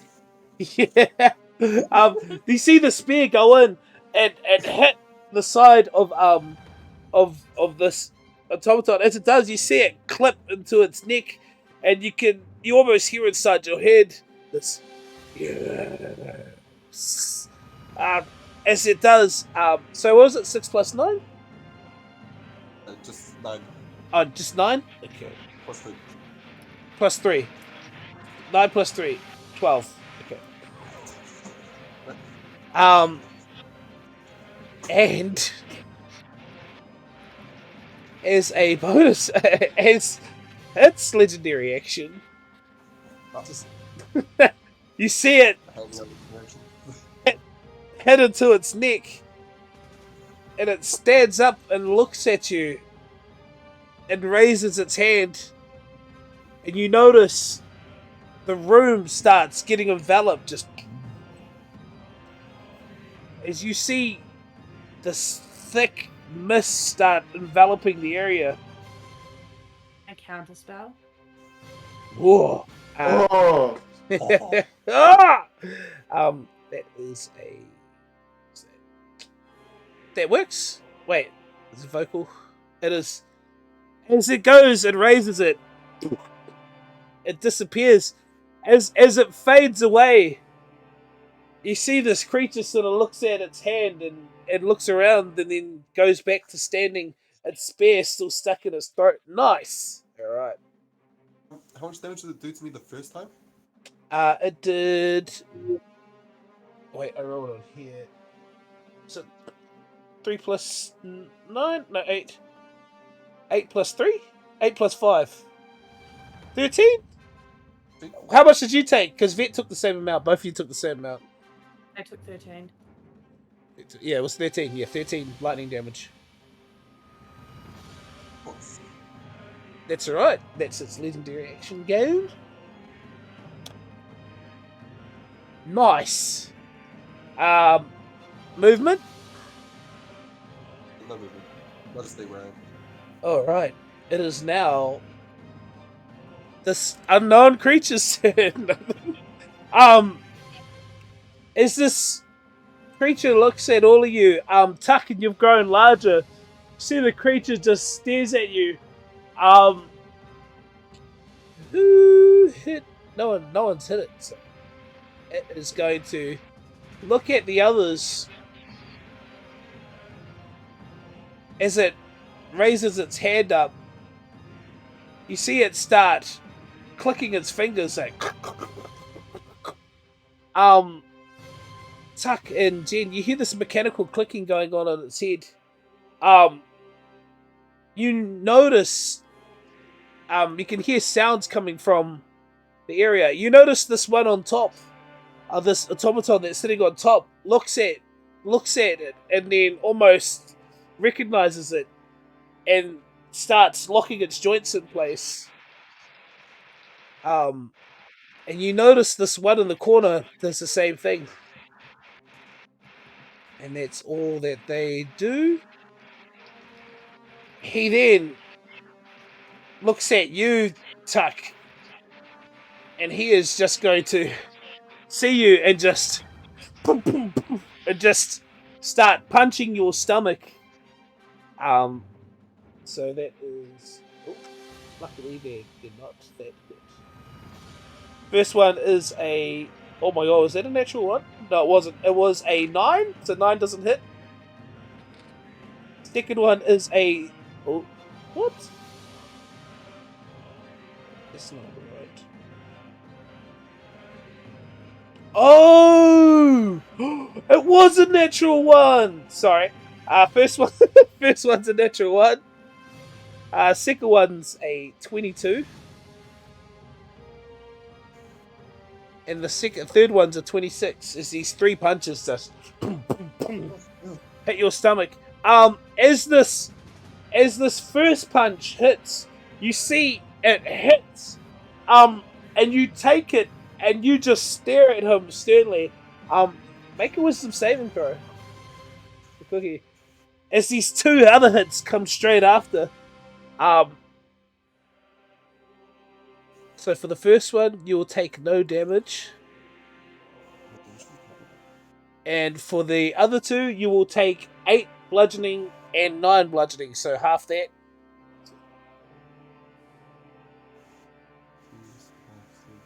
Is math. 18, no, 9, 8? Is it rounded up or down? oh yeah, it will just be 8, derp, yeah. So you take 8 bludgeoning damage. Wisdom saving throw? Yeah. 15. You see, as it hits you, it looks up at you, and then you see its face. It doesn't say anything, but it just... You see it look at you as it finishes hitting.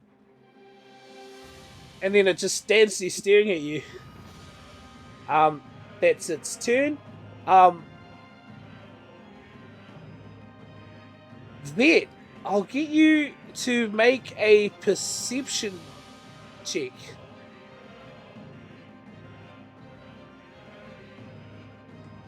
Oh, 9. 9. You hear before you see it. This something falls from the ground. Down at your feet, you see a little orb, and it starts blinking. I'll get you to make a dexterity saving throw.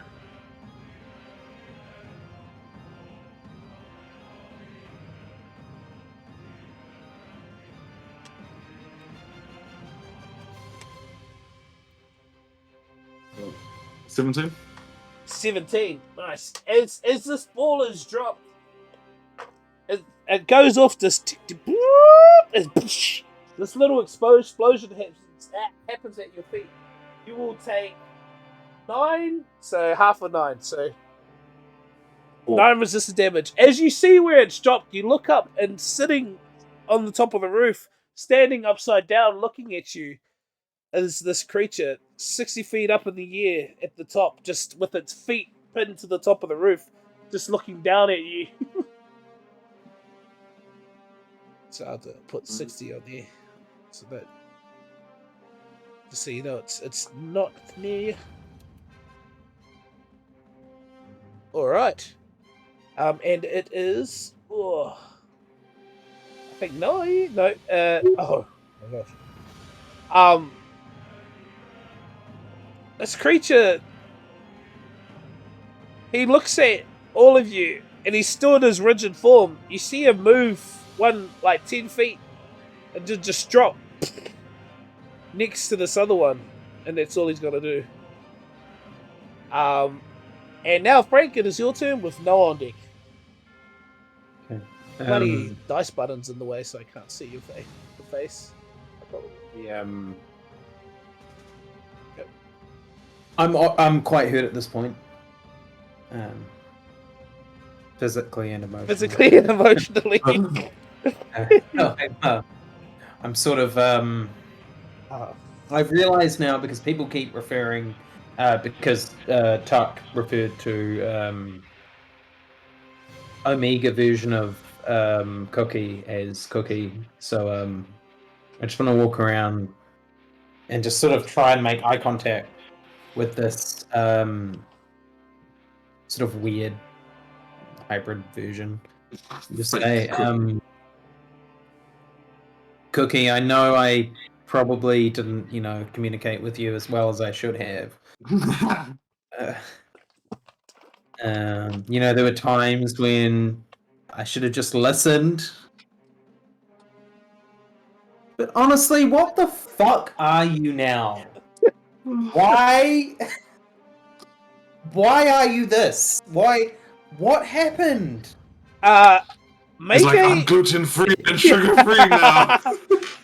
What is the I fucking do not. Pepsi Max version of With Cookie that I'm chocolate looking at? chips. Cookie's like, I do not partake in the milk of the ovum of anything that has a face. I was gonna say, call me cookie time. I only eat cookies now. Make a persuasion check.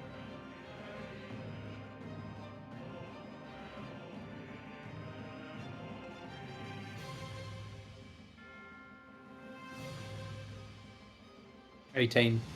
18.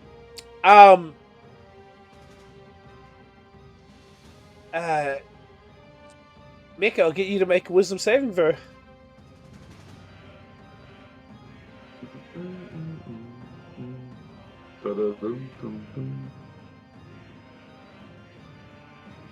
I'm gonna dice this one. Okay, plus it. Oh, what was it? 14. 2 plus 8, 24, 22, 22. Ah! 22. 22. Think about that one.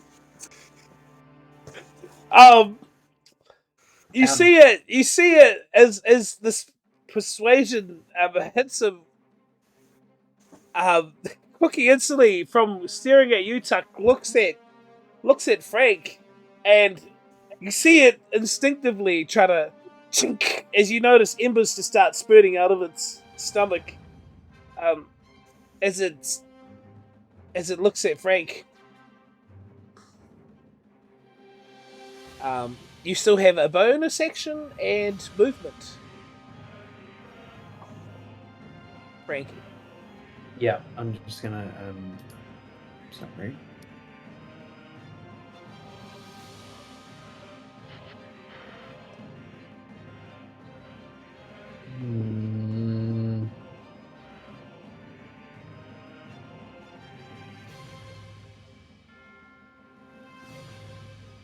Wait.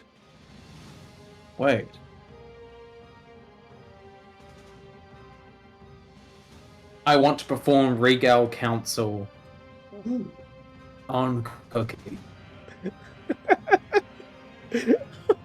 Or no Cookie, or Neo Cookie, or Regal, Cookie 2.0, or whatever we're referring to this new fucking Regal Council. Yeah, 3.1 update. What does that do? She's the fucking Cookie. Which would explain why it's so fucked up and breaks all the time. Regal Council. Alright, what does that do? It means that the chosen creature can telepathically communicate with you and each other. Oh.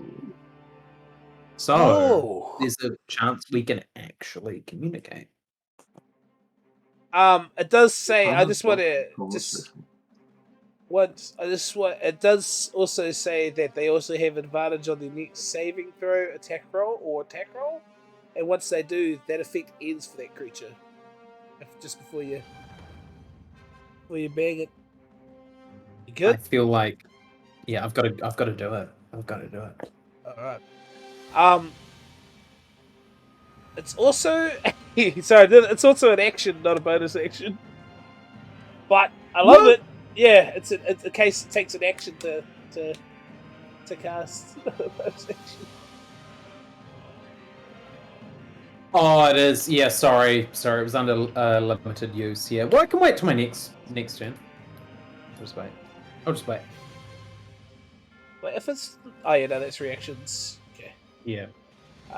It's cool. But I like where you go. Now I'm just gonna say, Cookie, I love the glow up. All right. Love what you've done with the place. This is great. Cookie will remember this. No. Yeah. Hatred grows in his heart. Noah, it's your turn with Vet on deck. I am. Noah is going to fire he's going to use his crossbow and he's going to hit the guy on the platform. All right. The one that's perched up. Yep. Yeah. Roll to hit. 15. 15. as you see this crossbow bolt fling out, you see it hit point blank at this creature sitting up on the platform. As it does, you just see it sort of smack into its body and just fall out as it looks down and stares at you. That would be my turn for now. Alright, no bonus action movement. No, not for now. Alright, Vet, it is your turn. I am going to run up to this. Oh, actually, no, you know what I'll do? I am going to use steady aim to give myself advantage. And I'm going to make an attack against this guy over here. The big one? Yeah. Oh, the one up on the thing? The little one. Yep. Okay. And I'm going to use sneak attack on that attack as well. Alright. Roll to... Hoping for a crit here, hoping for a crit. Yeah. Is one triangle over from a crit. But it's a 2 and a 14 becomes 24. 24 hits. What's damage? Alright, that is... Oh my gosh, I rolled a 1 and a 2. So that's 3 plus 5, that's 8 for my sneak attack. And 3, so that's 11 plus 7. 28. All out. 28. Oh, it's 18, sorry. 18. As you see this bolt fling out, you notice its magical energy fly in and hit. You see that it had still in that stance that it had been in when a call had gone out. As it does, you see it hit into the side of it and fall out. But what did you say? How much damage was it? 18. Alright. No, I'm going Ultra Instinct. Yeah, you know it. Then, any bonus? That's Oh, me. bonus section, no movement. Yeah. Sweet as. It is now. Let's do it. It looks around at its hand, and Noah, it sees you as it goes to stand up. It is going to. Can I shield myself, please? Yeah. You want to use your reaction now? Yeah. All right. As you throw a shield up, you see it raise its hands. It then points at Vet and you as... Can I twin it? Alright. Go on, I'll allow it. I'll use a sorcery point and I'll twin it, so I'll give one to Vet and then I'll give one to myself. Sweet as. As you both, as you twin this shield, as you see these two hands go up, two firebolts just come shooting out of its hand there, both of you two. First one is an 11, so that does not hit anyone. Oh, and the second one is a... Wow! I want you guys to see this. Got 2 11s. It's like you're shielding you. No. As these 2 bolts come shooting up, they go flying at Vet and at you, Noah. As it does, these 2 dark shadows just engulf both of you as the fire just engulfs into it. Noah, in this moment, you hear a voice in your amulet say, "Nice shield work. I'm something of a shield man myself. Hope you're doing well, kid." And it is going to do its bonus action to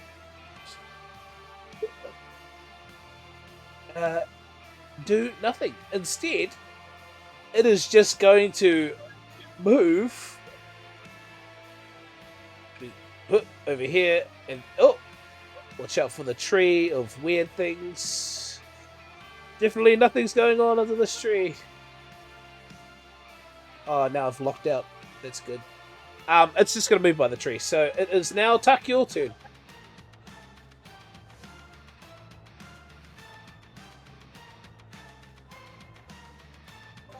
Alrighty.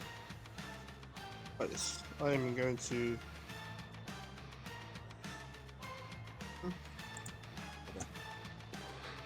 Take. Five, 6 back.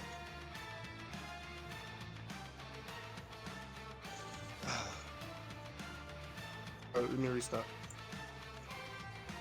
I'm gonna go back over here.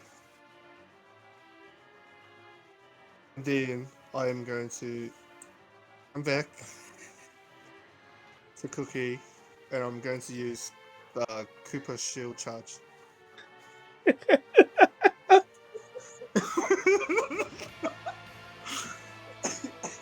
you? I love it.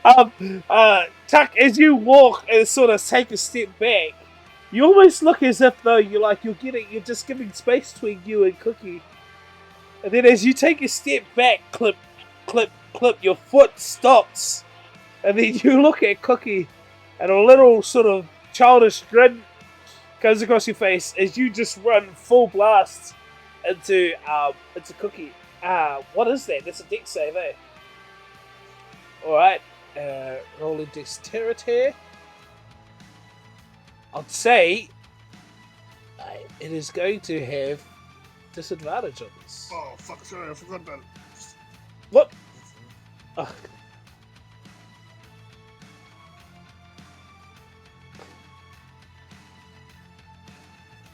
First one. So the first is a 19, but it's got disadvantage.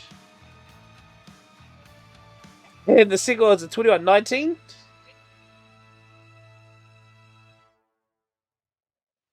About it.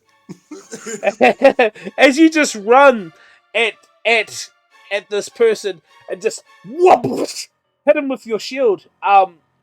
Does it do any damage on a fail or? Yeah, just 1d6 plus proficiency bonus. Proficient in shields. Oh yeah. Is that if it fails? Oh, if it succeeds, sorry. Oh yeah, there's a fail, so on a 60. Don't take half damage and not prone. Okay, sweet as. So give me that damage or we'll half it.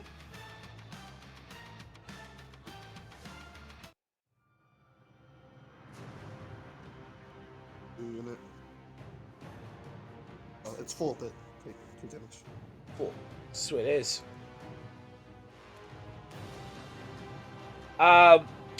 Anything else? It's 1 attack. Does that rest thing take an action or another attack? That'll be an action because it's a spell. And your attack action is part of your the attack is an action, so you'd have to take the attack action. What does it say? Does it say you use your action to make an attack? No. Or does it say you use your action to cast a spell? Because if it's the either.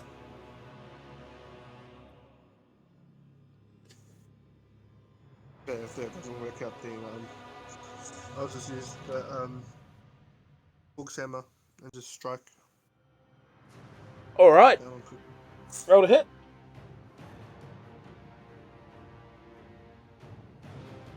5. 25? 25 hits, roll damage.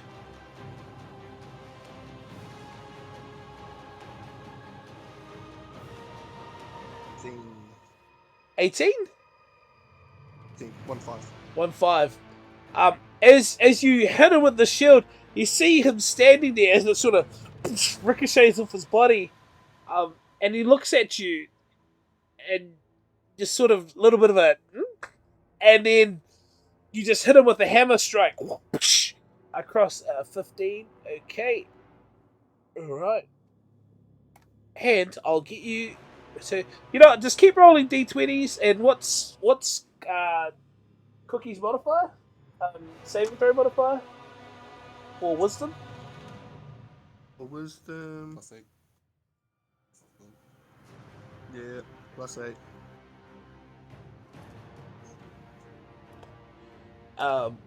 +8. All right, sweet as. Okay, so yeah, roll a d20. Yeah, so we'll just do just so we know +8.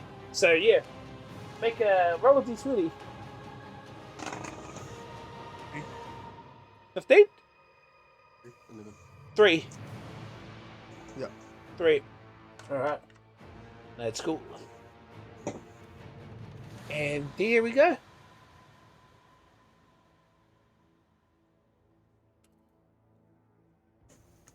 We going. Yeah. Anything else? Nothing happens. Sorry. Just.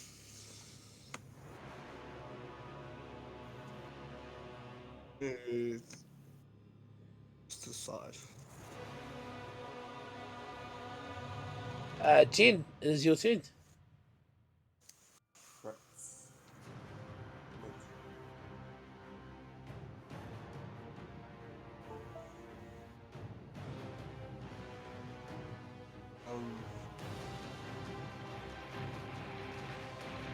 Just good.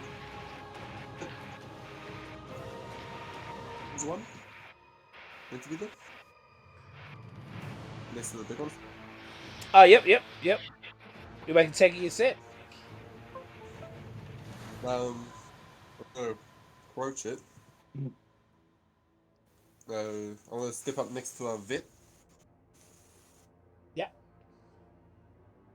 And as I do, I'm going to use my action to use shocking grasp on it. All right, roll with advantage. Hey, yo. Let's try something on there. First one is 2.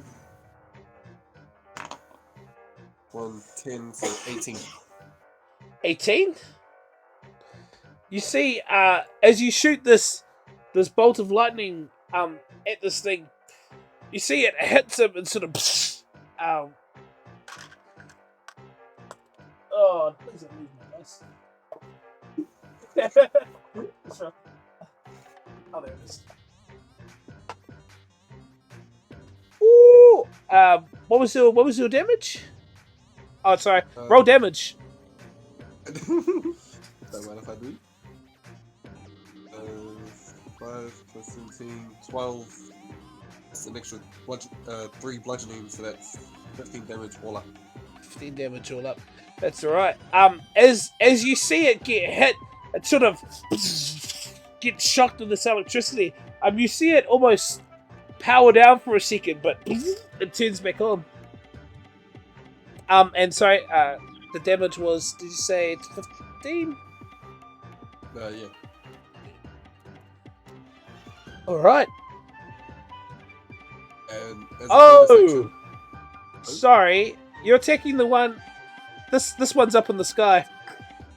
It's 60 feet up in the air. If your thing's got a range of 60 feet. It's my bad. It's because I've got it set with the locator, but obviously it's guess I won't shocking grasp it. yeah, my bad. It's my bad. I need to find some way to put it because it's there, but it's 60 feet up in the air. I'll do it like. Yeah, I don't know how you do that. I'll put this little flying icon on it. There we go. Oh, I can't move Jen. Alright. Top look.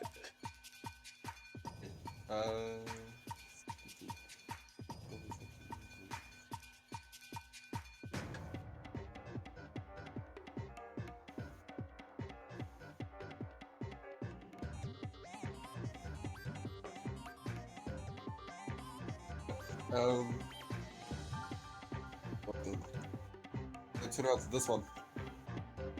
That cookie.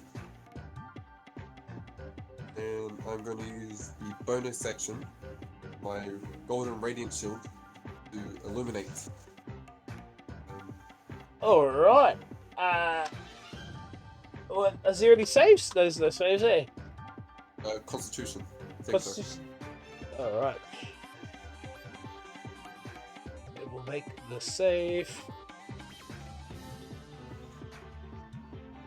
Not a natural 20. A natural 20? What's a dirty 20?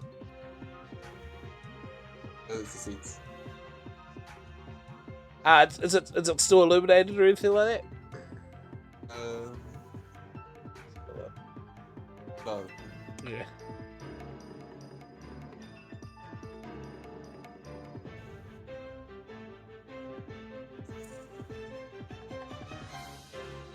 Now I'm going to use blast on the large one. And then the second one's going to go to the one in the sky. Oh no! Sorry, I'm just reading your thing. So it takes 1d6 radiant damage and it's illuminated at the start of its turn. It must make a DC 14 Constitution saving throw. So I'd say it's already past the first one, but you still do the damage, radiant damage, if that's what you were looking to do. But they won't have disadvantage on their next range attacks. Yeah. So you won't have any advantage against it.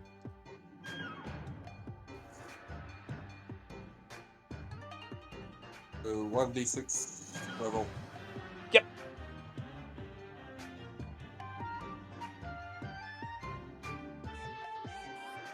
Two.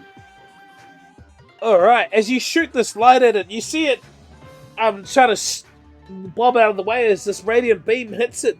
As it does, it hits the side of its head as it looks up at this light. You see it almost dazzled a bit by it as it takes damage. Alright, sorry, and so there was bonus action, and you've got to use your action. I'm going to use my action to pass Eldritch Blast. Alright, sweet as. On the large one and the one in the sky. Alright, roll to hit.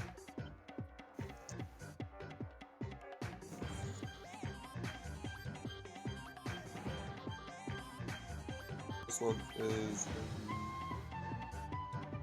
17. 17? First one. So 17 to the large one. As you throw this Eldritch Blast, you see it hit its body and bounce off it. Second one? Second one, 14 plus 8, so it's 22. 22. As you throw the second blast, you hit it. You see it hit its body as it sort of dangles upside down, and this ball of force just smacks it in the side of the head as it sort of shakes it off. Roll damage.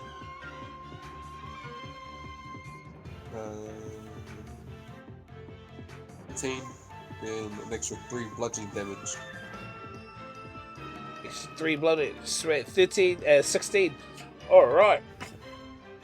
As this ball smacks it, you see it shakes us off as this extra bit of damage starts rattling through it. Alright, and that's anything else? Nope. Okay. In my turn then.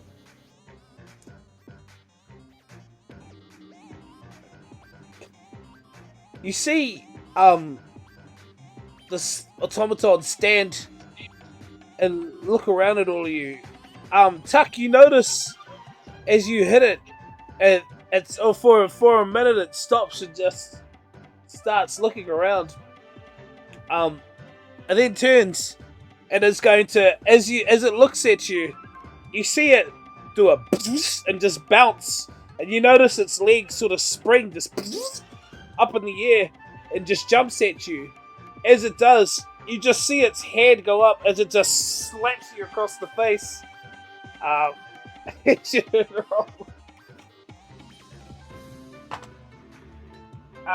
first one is a natural 18 plus 8, 26. And the second one is a 8, 9, 12, so 12 doesn't hit. As these two slaps just start popping your body, hitting your face. So the first one you will take. Did I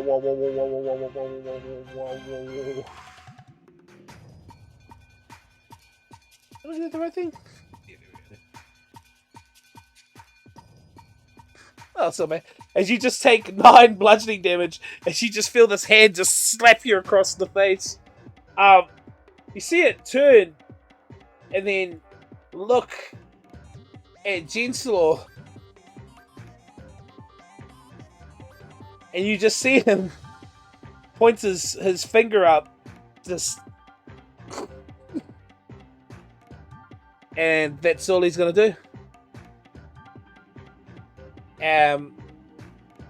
Up in the sky, Vet, your eyes still trained on this thing on the wall, ceiling. You notice it starts sprinting across the ceiling. As it does, you see it go right on top of Jin, and then it just drops from the ceiling straight on top of it. As it does, it's going to make 2 attacks.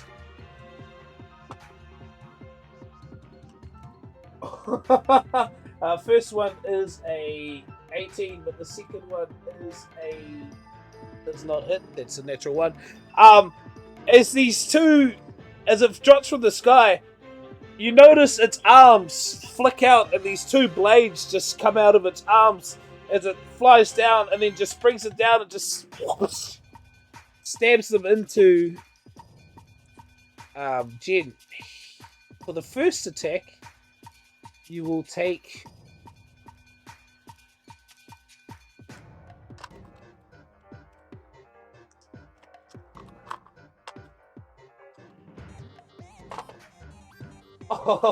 they could have been. Jen, as this thing comes down at you, its first attack, you will take that's 10 rolls. 5 plus 6, 11 piercing damage as this blade goes straight through your shoulder. The second one, as it goes to strike, you almost move and just sort of try to slap it out of its hand. As you do, you see the blade sort of spin around, and as you notice it's attached to its arm, as it starts flinging out of its hand. It is then going to use its bonus action to grab, as it gets on its back hands, and just whoosh, grabs you with its feet as it just starts wrestling with your arms. I'll get you to make a strength,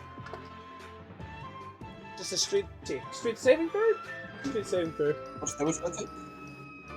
For the first attack, there was a 5 plus, I moved it, 13 piercing damage, 5 plus 8. The second one was nothing. Strength saving throw.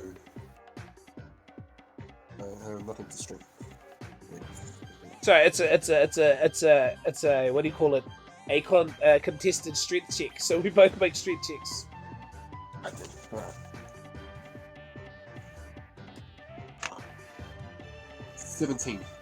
17.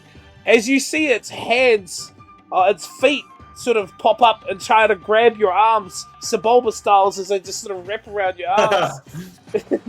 You sort of wrestle with this thing as you shake it off and get it from you. And it does not grab you. And that is its turn. Oh my gosh, they've all got all things. You see this one behind you, Vet, start moving closer. As it does, you see it turns, and you saw this before with Cookie, where he looks down at you and looks down at everyone else, and you hear a noise. I need you, Jen.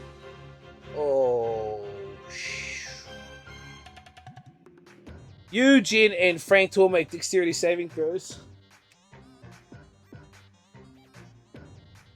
Ooh, I got a natural 15 plus 8, 23. 23? Alright. 13 plus 4, 17. 17, that's sweet. And Frank?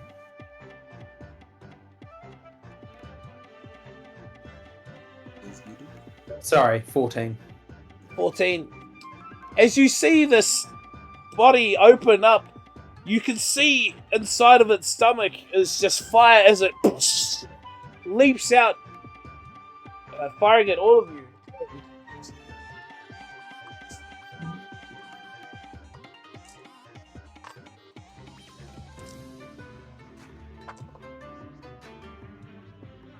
As this fire comes out and rips through you, this sort of vortex of flame encircles all of you, and also you see it hit the creature in front of you too, Jen.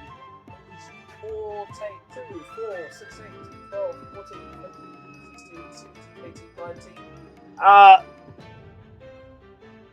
19 damage, and so Frank, you take 19 damage, and the rest of you take half that. As this vortex. Wow. Frank, you get hit by these two torrents of flame that just rip through you. Sorry, mate. Yeah, so you know, you guys, I have 6 health out of 45 left. That's right. Yeah, they burning. He's down now.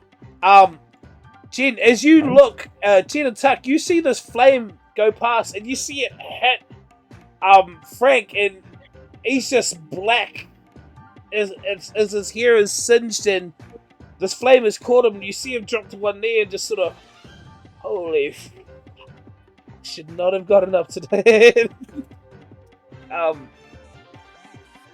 It's bullshit. But with that, Tuck, I'll get you to make a wisdom saving throw. What is it, +8?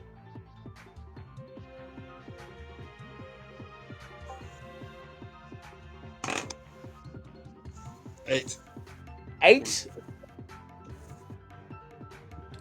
As it looks, it sees Frank burning, and it almost, Tuck, you notice it just starts fixating on him in pain, and almost pauses for a bit.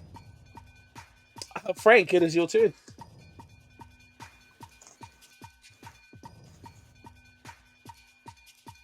Cookie, if you're still in there, I'm dying, but I'm going to cast Regal Council because I want to know where you're coming from. I don't understand what is happening. Regal Council on this hollow husk of a being that we refer to as Cookie, but I've got a feeling it's not really Cookie anymore. As you cast Regal Council and you pop into a scene, now you can. I think you can also connect with other creatures within 60 feet of you. I think it's up to 6. Do you just want to connect to? Do that in the same sort of. Yeah. So when you do it, you can connect others to this within 60 feet of you. All right. To begin with, can I communicate with the figure right by Jen? All right, and know that like when you're connecting to them, they have advantage on the next saving throw or attack roll. So this is good for like party members too. Yeah. Okay. So, but who are you connecting to? Just so I know. The creature, this one, right by Jen. Alright. So you have to specify when you do the action how many like you're talking to. Like you can't just connect with one and then next to the other. Like at that time, you choose who you connect to for a minute. That makes sense. Oh wait, so I can only connect to one person for a minute. No. So you can connect to all of them, but you can't like just if you do it again, you'll have to use another charge.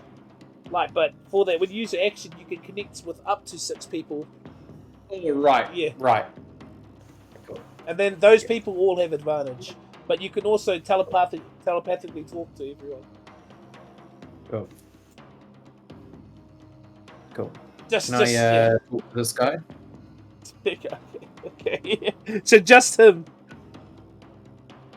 Well, just to begin with, I'm going to be talking to everyone. But just to make sure, just for this round, you're just wanting to connect to that person using your action. I'm going to talk to Cookie. I don't care about these guys. I'm just going to talk to Cookie. Okay, we'll lock it in. Yeah, lock it in.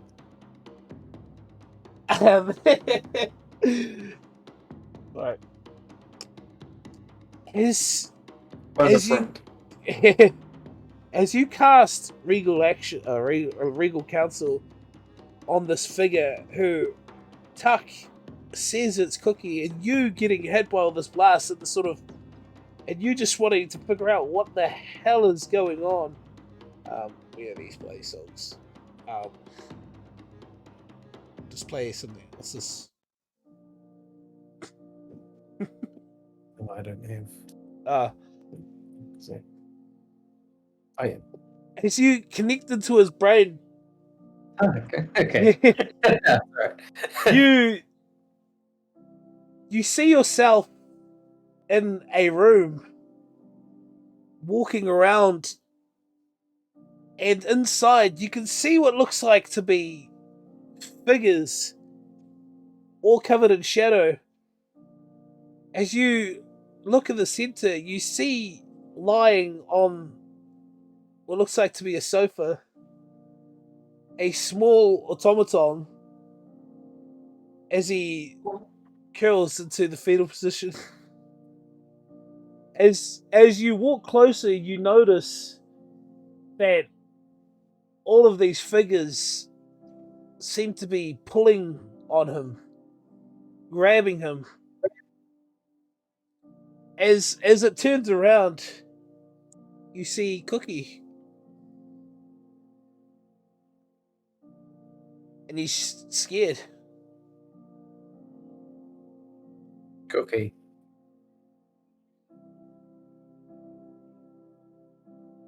Stop hiding. You have control. Come back. Come back. Cookie, you hear these words of this person inside you as they call to you, and they feel so warm. And as you look at this person, you see his hair is scalded and burnt and black, and his body is on fire. But still, he looks to you as a friend and tries to call you closer. As you feel to move and get off the seat, it's as if you are pulled close. As you stare at him, you can't remember his name. But you feel like he is a friend. I'll get you to make a wisdom saving throw.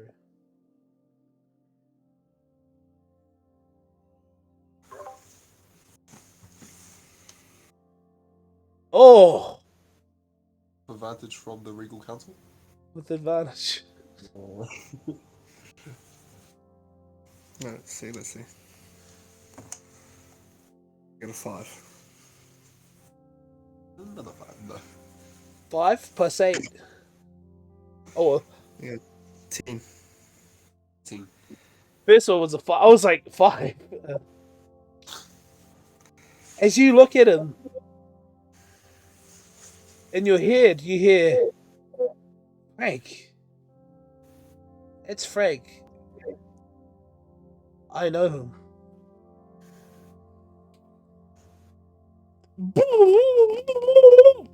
Back in battle, Frank, you Regal Council, and you speak to this person inside your mind, and you see inside this head, it looks at you, and Cookie, you're not sure about everyone else at this moment, but you know who Frank is, and memories of him start flooding back into you. As you stare at the rest, Footage. Just you see bodies of people. You see this person wearing a blue scarf, but as you look to them, you can't see their face, and you start going back even further. You see yourself on top of a cart, riding with everyone into a small town, and you look to this, not even the small town, riding down the road. As you look to this person to this left, this large, muscular, dwarven man, and as you turn and look at his face, you can't see it. But as you turn and look around, you can see a half-elven man playing the lute, and you know that is Frank.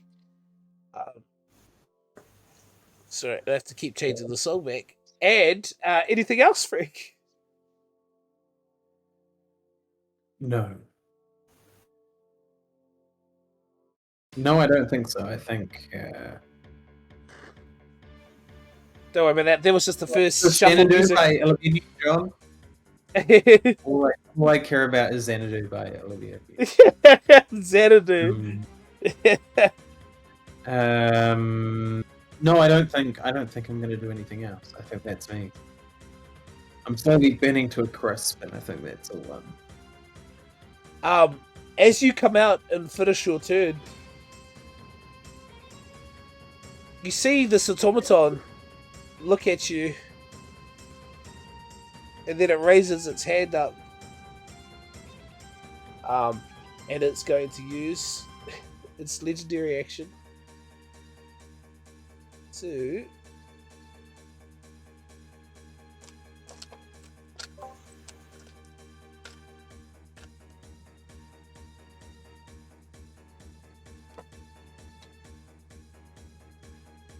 as it reaches out to you, you hear in your mind, friend, you will take here we go. Just do the math for me. 6 plus 6 plus 4 plus 1 plus 2 plus 5 healing. Healing. Yeah. So that's 12, 13, 14, 15, 16, 17, 18, 19 plus 5. 19 plus 5. 24. 24. This feels like a cheat. This feels like when you're too shit at the game, so the game's like, oh, yeah. give me on, Burns. It burns the thing. You get the rubber band. It's called the rubber band effect Rubber when you're playing band. Mario Kart. It's when you're playing Mario Kart or Gran Turismo, and it like you're losing, so they're like, you're faster now. As it does, it says friend, and then you hear, you look like shit.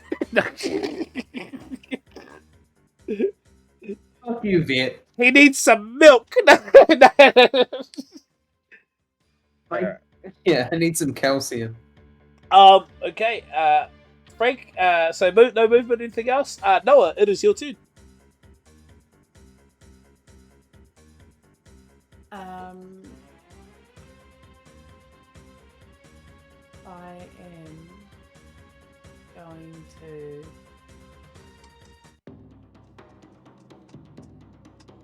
I'm gonna use chromatic orb at level 2, and I'm gonna do it as lightning damage. Nice. Roll to hit. Was it roll to hit? It's 20. 20. Natural 20? Yeah, natural 20. Who are you targeting this at? Am I? Can I twin it? Yeah, go ahead. I will use all of my sorcery points to twin it. And we're gonna hit. Here we have the guy on the roof, and then the big guy. Is the guy on the roof still there? Has he moved? He's down on the floor, so that's alright. Okay, we'll hit that guy or the remaining guy and then the big guy. Alright. Roll damage. It's doubled.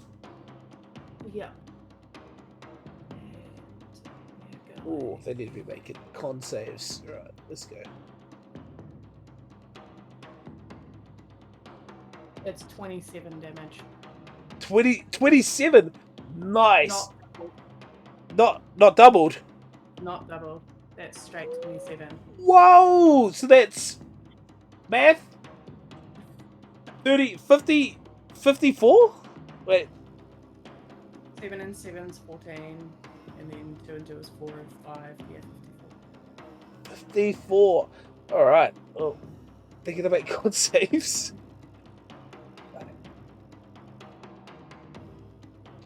Alright.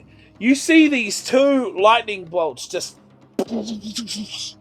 whip out as you do your this ball goes out and sort of sits in between the two of them, almost glowing in there. You see these two creatures just look at it as you just see the darkness sort of envelop it, and then as these two lightning bolts hit, you see it hits their heads as they start 54. I'm just rolling in my seat. And they are both stunned.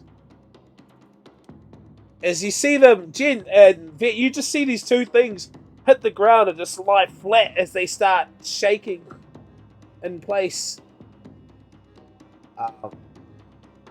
Alright, anything else? Nah, I'm all good. Goodness. Got really sick of missing. Yeah, that was good. I love it. No, that's me. Alright, I'm just putting the conditions. Vet, your turn. With these two stunned monsters at your feet. I'm gonna move over here. I'm gonna attack this fool with my dagger. Alright. Dagger. Now, it's funny because I thought it was like when they say like it's an insta crit. So like it's an insta hit, but apparently you still have to roll to hit with advantage, but it's an automatic crit. I don't get that. Anyway, roll Well, it. it doesn't have anyone. Yeah. Roll with advantage, and then it's a. But it's a crit, right? Yeah, it's a crit no matter what. I rolled 19. 19 hits. And it's a crit, so this is insane because I already get to roll double damage because it's the same target. No! Oh my god! Okay, carry on. Sorry. So I mean, cool. Yeah, let's see how this is gonna happen. roll 4, 2, 6. That's a crit. There's only D4s though, so it's not even cool. Oh, what was it? 6, 2, 8, 10, 13, 20 for the first attack with my dagger. Alright, 20 damage. Yep. Alright. As you go to put your dagger down, you sort of stab it into it. You see it almost clenches up to resist. As you do, you go for its neck, and you see what looks like to be a little line connected to the back of its neck. And as you smack into it, you hear a as this thing powers down. And it Damn is... it. And then I'd have advantage on that second one as well, right?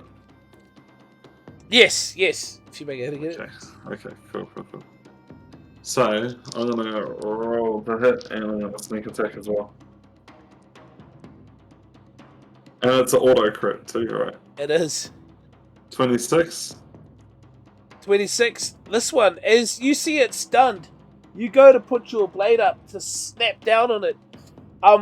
This one, as you hit it and try to wiggle the blade into it, you feel it go in, and you can hear it shivering as this lightning surges through it. But it still looks active.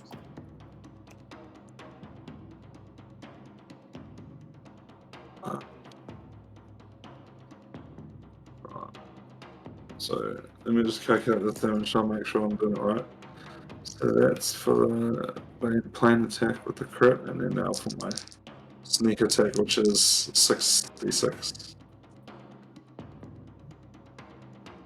So that's not right. That is 6.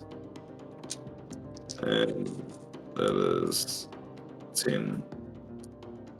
So 29, 20, 29, 35, plus 7, 42 damage 42 for that. for the Attack. whole thing. Sweet as. Wait, is this part of the separate one, or is this still? The second attack on that other creature.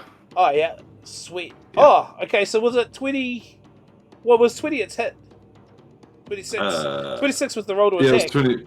Yes. Oh, Roll it. okay. And then, how much damage did I say? 52 damage. 42. Oh, 42. Yeah. 42. That's alright. It's because I took off damage before, so.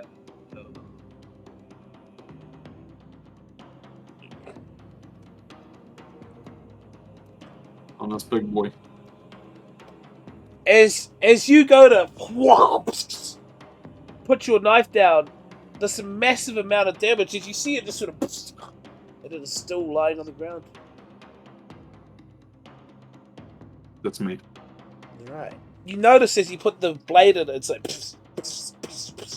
You see your blade is starting to give like little tinks of pulsing through you. All right. This creature, as he backs into the corner, he sees what's going on, and he makes you can see Noah. You hear him sort of these sort of dial-up tones come from his head. You see for a moment, Tuck, that this person turns around and looks at him, and then turns back, and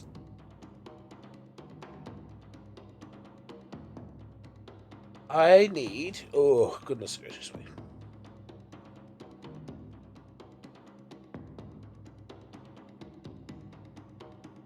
One, two, three, 4.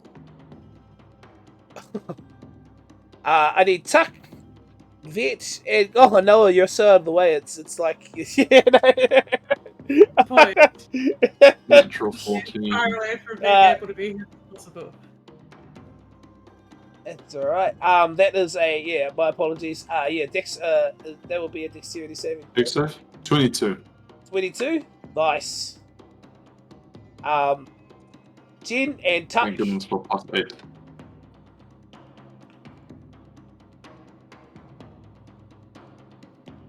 '19. Well, nice. You were doing well. It's a 7, and so that's what, 11. 11? Oh, that is not too well. I'm gonna use my auto success saving throw. All right, that's only once per day. As you fail this, and you sort of have this fear of what's going to happen inside of you, you sort of feel from your book just a almost take you by your chest and just pull you to the side. As it does, you see this massive fireball just come down and start signaling down. As it does, you see it hits Cookie, we'll just say it hits Cookie Man, Cookie Automaton, and it also hits the rest of you, so all of you succeeded, right? As you take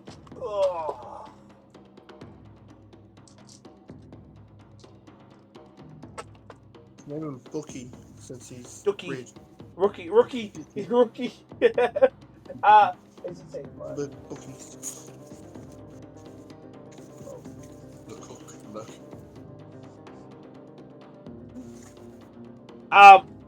That's not too bad. So you all succeeded on the save. Yeah. You will take. What did you get, Tuck? 19. 19. Oh yeah. As you all take 15 fire damage as this ball just things on top of you. 15? Ouchie. Is that 15? Yeah, Damage? 15. I only have 13 HP left. Woo!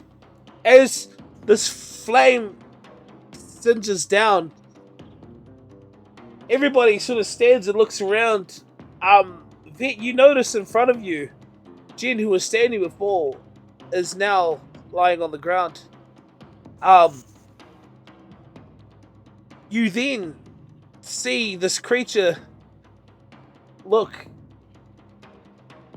and it is going to try to climb up the tree. And it does not. Gets about here. Tuck. It is your turn.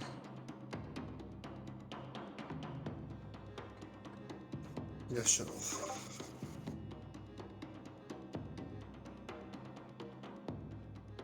Done.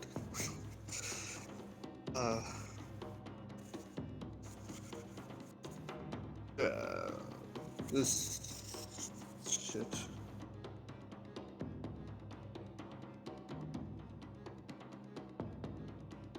I'm gonna use elemental cleaver. All right. What damage are you using?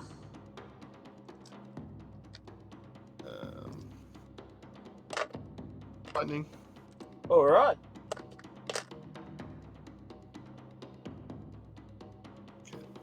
And so, can I hit P with Cork's hammer? And elemental cleavers on that.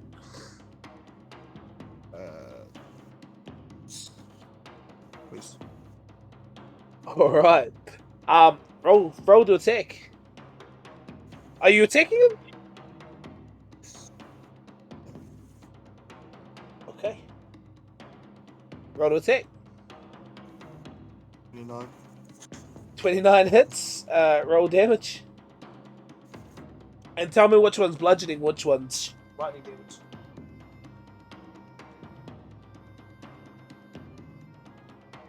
Actually, sorry. Changed my mind. Oh, you change. What are you doing? Come on. Actually, I did gonna a throw it. dexterity. What? Oh, what? I'm gonna throw my Cork's hammer at that green guy in the tree. Oh, give me a, just because you've changed it halfway through, like pretty much you're gonna attack. So roll a dexterity saving throw. That's illegal. We're like, oh wait, no, just a Excuse me.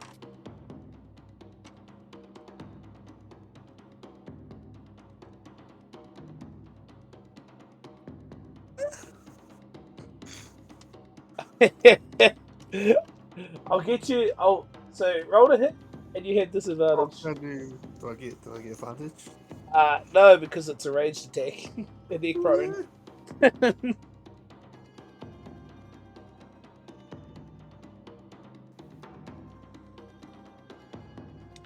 This one's a 23. Okay.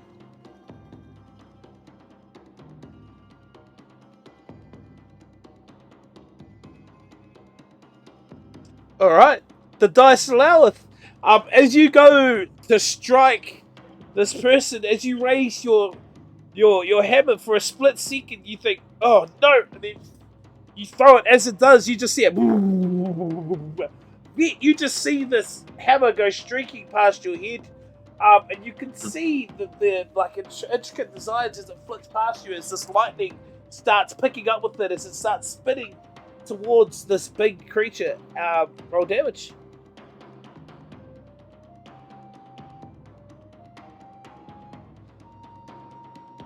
Well,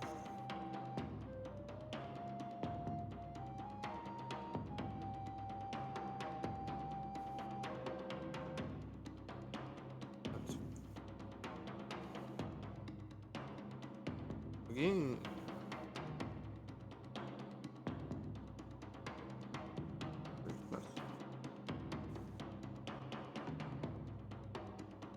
Math. Yeah. The first one will be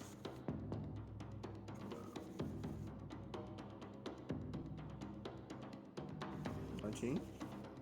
19? 19 all up? Ooh! That's for the first one. Oh, yeah, you do 2 attacks. Oh, yeah, so it's 19 for the first one, okay. And then the second one will be 15. And 15 for the second one. As you see these 2 attacks, just wapunk, wapunk, hit this creature. What was the second one? 20? No. 17.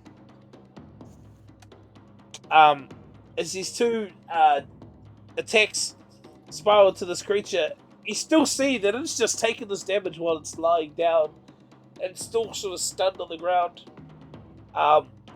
Anything else? Can I speak to Cookie? To use your is it Nothing. enough to fit the bonus section? I got nothing. Okay. Alright. At the end of your at the end of your turn, you will see something that didn't happen before. But as you go to look at Cookie and say something, once again, you just see a thick mist start enveloping the area.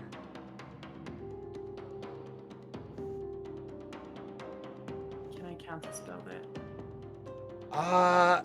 Can you see behind the tree? Is it trying to climb up the tree?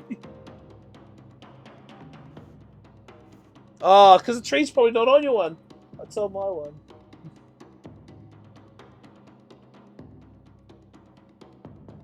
Wait, is it range of sight thing or just here? There we go.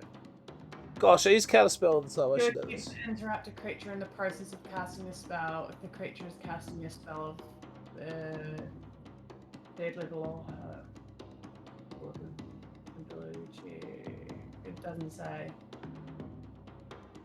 Yeah, I think it's just a range of 60 feet. So In you the know. process of casting a spell, I assume I would have to see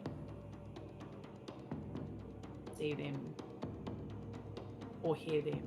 Actually. Yeah. I would say you don't.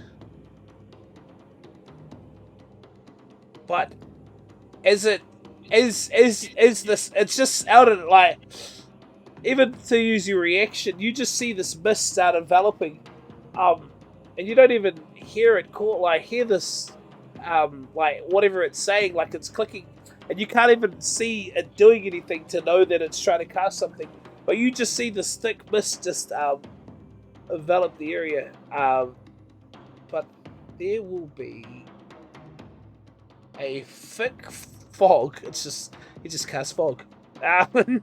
As this big fog envelops the area. And the area is now heavily obscured. Yeah. And it is Jen. If you'd like to make your first death saving throw.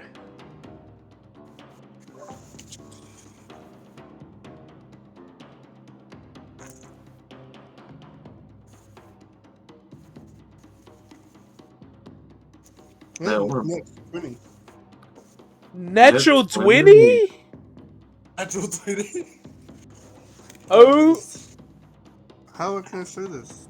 on your laptop too? We Holy don't have it the same Moses! table. Not the 20 key? No, that's Oh, not yeah. the 2 key. Okay. Jed, as you hit the floor, you sort of, oh shit, like, That's insane. that really, the burn of it hits you. You feel as if, while lying on the floor, you have spent almost hours lying there. And as you put your hand down, push yourself back up, and look around, you realize that almost no time has passed. We'll go into this later. Give yourself half HP as you pick yourself up off the ground. And oh, he didn't see it. That's cool. So for that, what do you do on your turn? No, it's talking about it. Yeah, because you rolled your death save at the start of the thing. It's not where it is. Maybe go for the little. Okay. There we go. Okay, where's it going? Oh.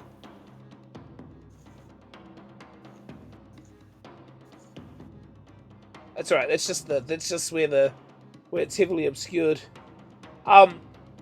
Jen, as you stand up and look around, all you see is just thick fog that's enveloped the area. What do you do?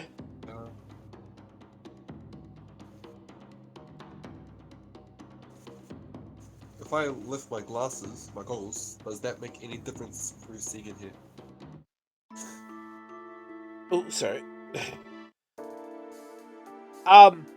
As you lift your goggles and look through here, it doesn't seem to make a difference. This doesn't feel like darkness. It's almost like just hugging you with like thick obscurement. As you look around, you can look down, and you can see something at your foot, and you realize it's the body of this hunter. But from there, you can't see anything.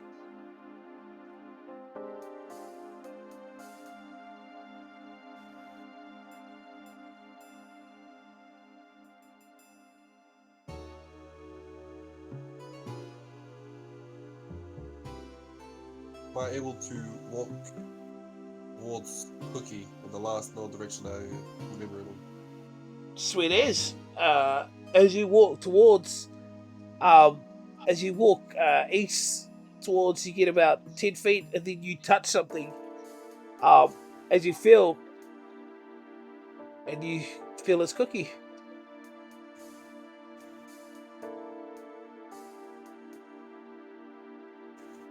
Can I use my vampire magic? Use charm spell. Okay. Right, what's the DC? DC is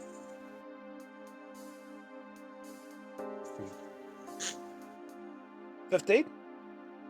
16. 16. And your charm spell, does it say what happens if it fails?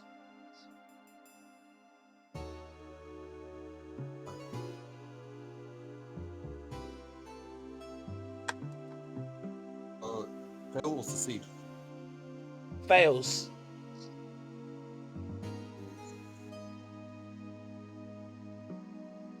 Does it give me the description of the charm spell? Just the vampire magic. Ah, yeah. Okay. I'm thinking of a suggestion. That's all right. We'll make the wisdom. Usually, rolled a natural 15. Or a 20. As you touch it with charm, it turns and it looks at you. I'm gonna give you one chance to say something to it.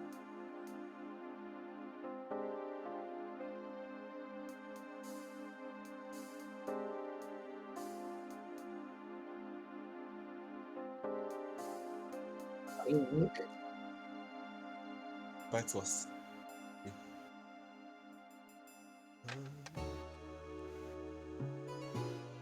Oh, that was meant to be cookie rolling too. Sorry, Mix. That should have been you. Mega, roll a wisdom saving throw. You roll it.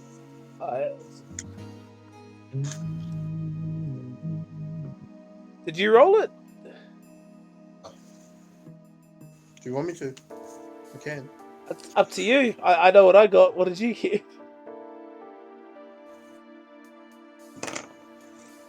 That's 20. No. Yes. I'm not gonna touch it. Wait, hold on. Yeah. You guys have rolled so many net 20s today. That's I know, insane. it looks suspicious as. It happens, bro. Trust me. I have moments where I just roll all net 1s and no net 20s, and then like we've had sessions where it's like 5 net 20s in one session. It's just the fate of the dice. As you touch Cookie, Jed, and try to charm him, you see him look at you, and for an instant he looks at you as an enemy, and as you start asking him to come back, Cookie, you look up at this person, and in your brain you can hear enemy and to destroy, and then you can feel in your head as you stare at him that you've known him, and you know this man, and you also register him as a friend.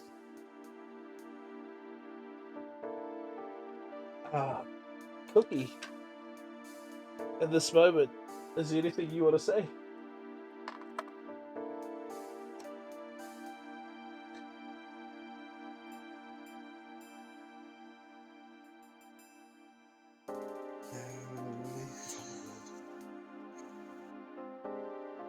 Just actions at the moment. Just want to do action.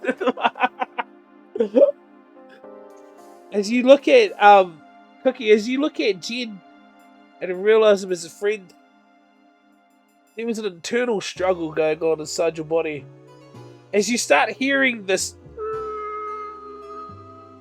like the sound of dial-up noises just burning into your brain, and you try to remember, and it feels like forever since you've seen these people, and you don't know how long it's been. You look around and you just start piecing together who people are, but you're not quite sure. It's as if you're walking through a dark night without a lamp, and you're merely touching people to know who they are.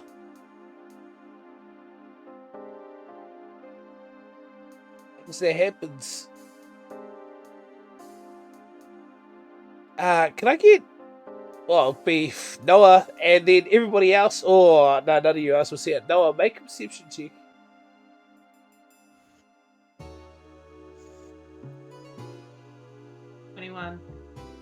21.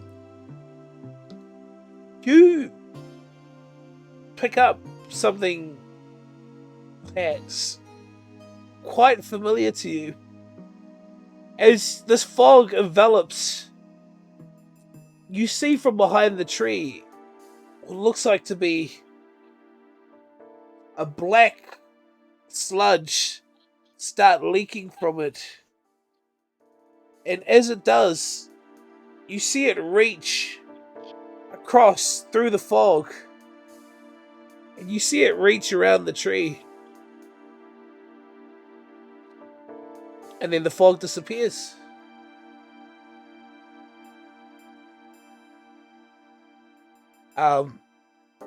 So it's wait,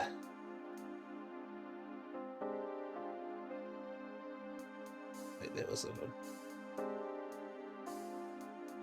All right. You guys are out of combat. As you look around, Vet, this thing's gone. You notice that the large creature behind you has. Oh my goodness! Ooh, don't do that. It was like clear everything, and I was like, oh no, sorry. The fog is gone behind you, but Cookie, you're not sure who all of these people are, but you do know some of them as friends. And you are just so confused and so scared. And as the fog fades, Vet, at your feet, you hear a beep,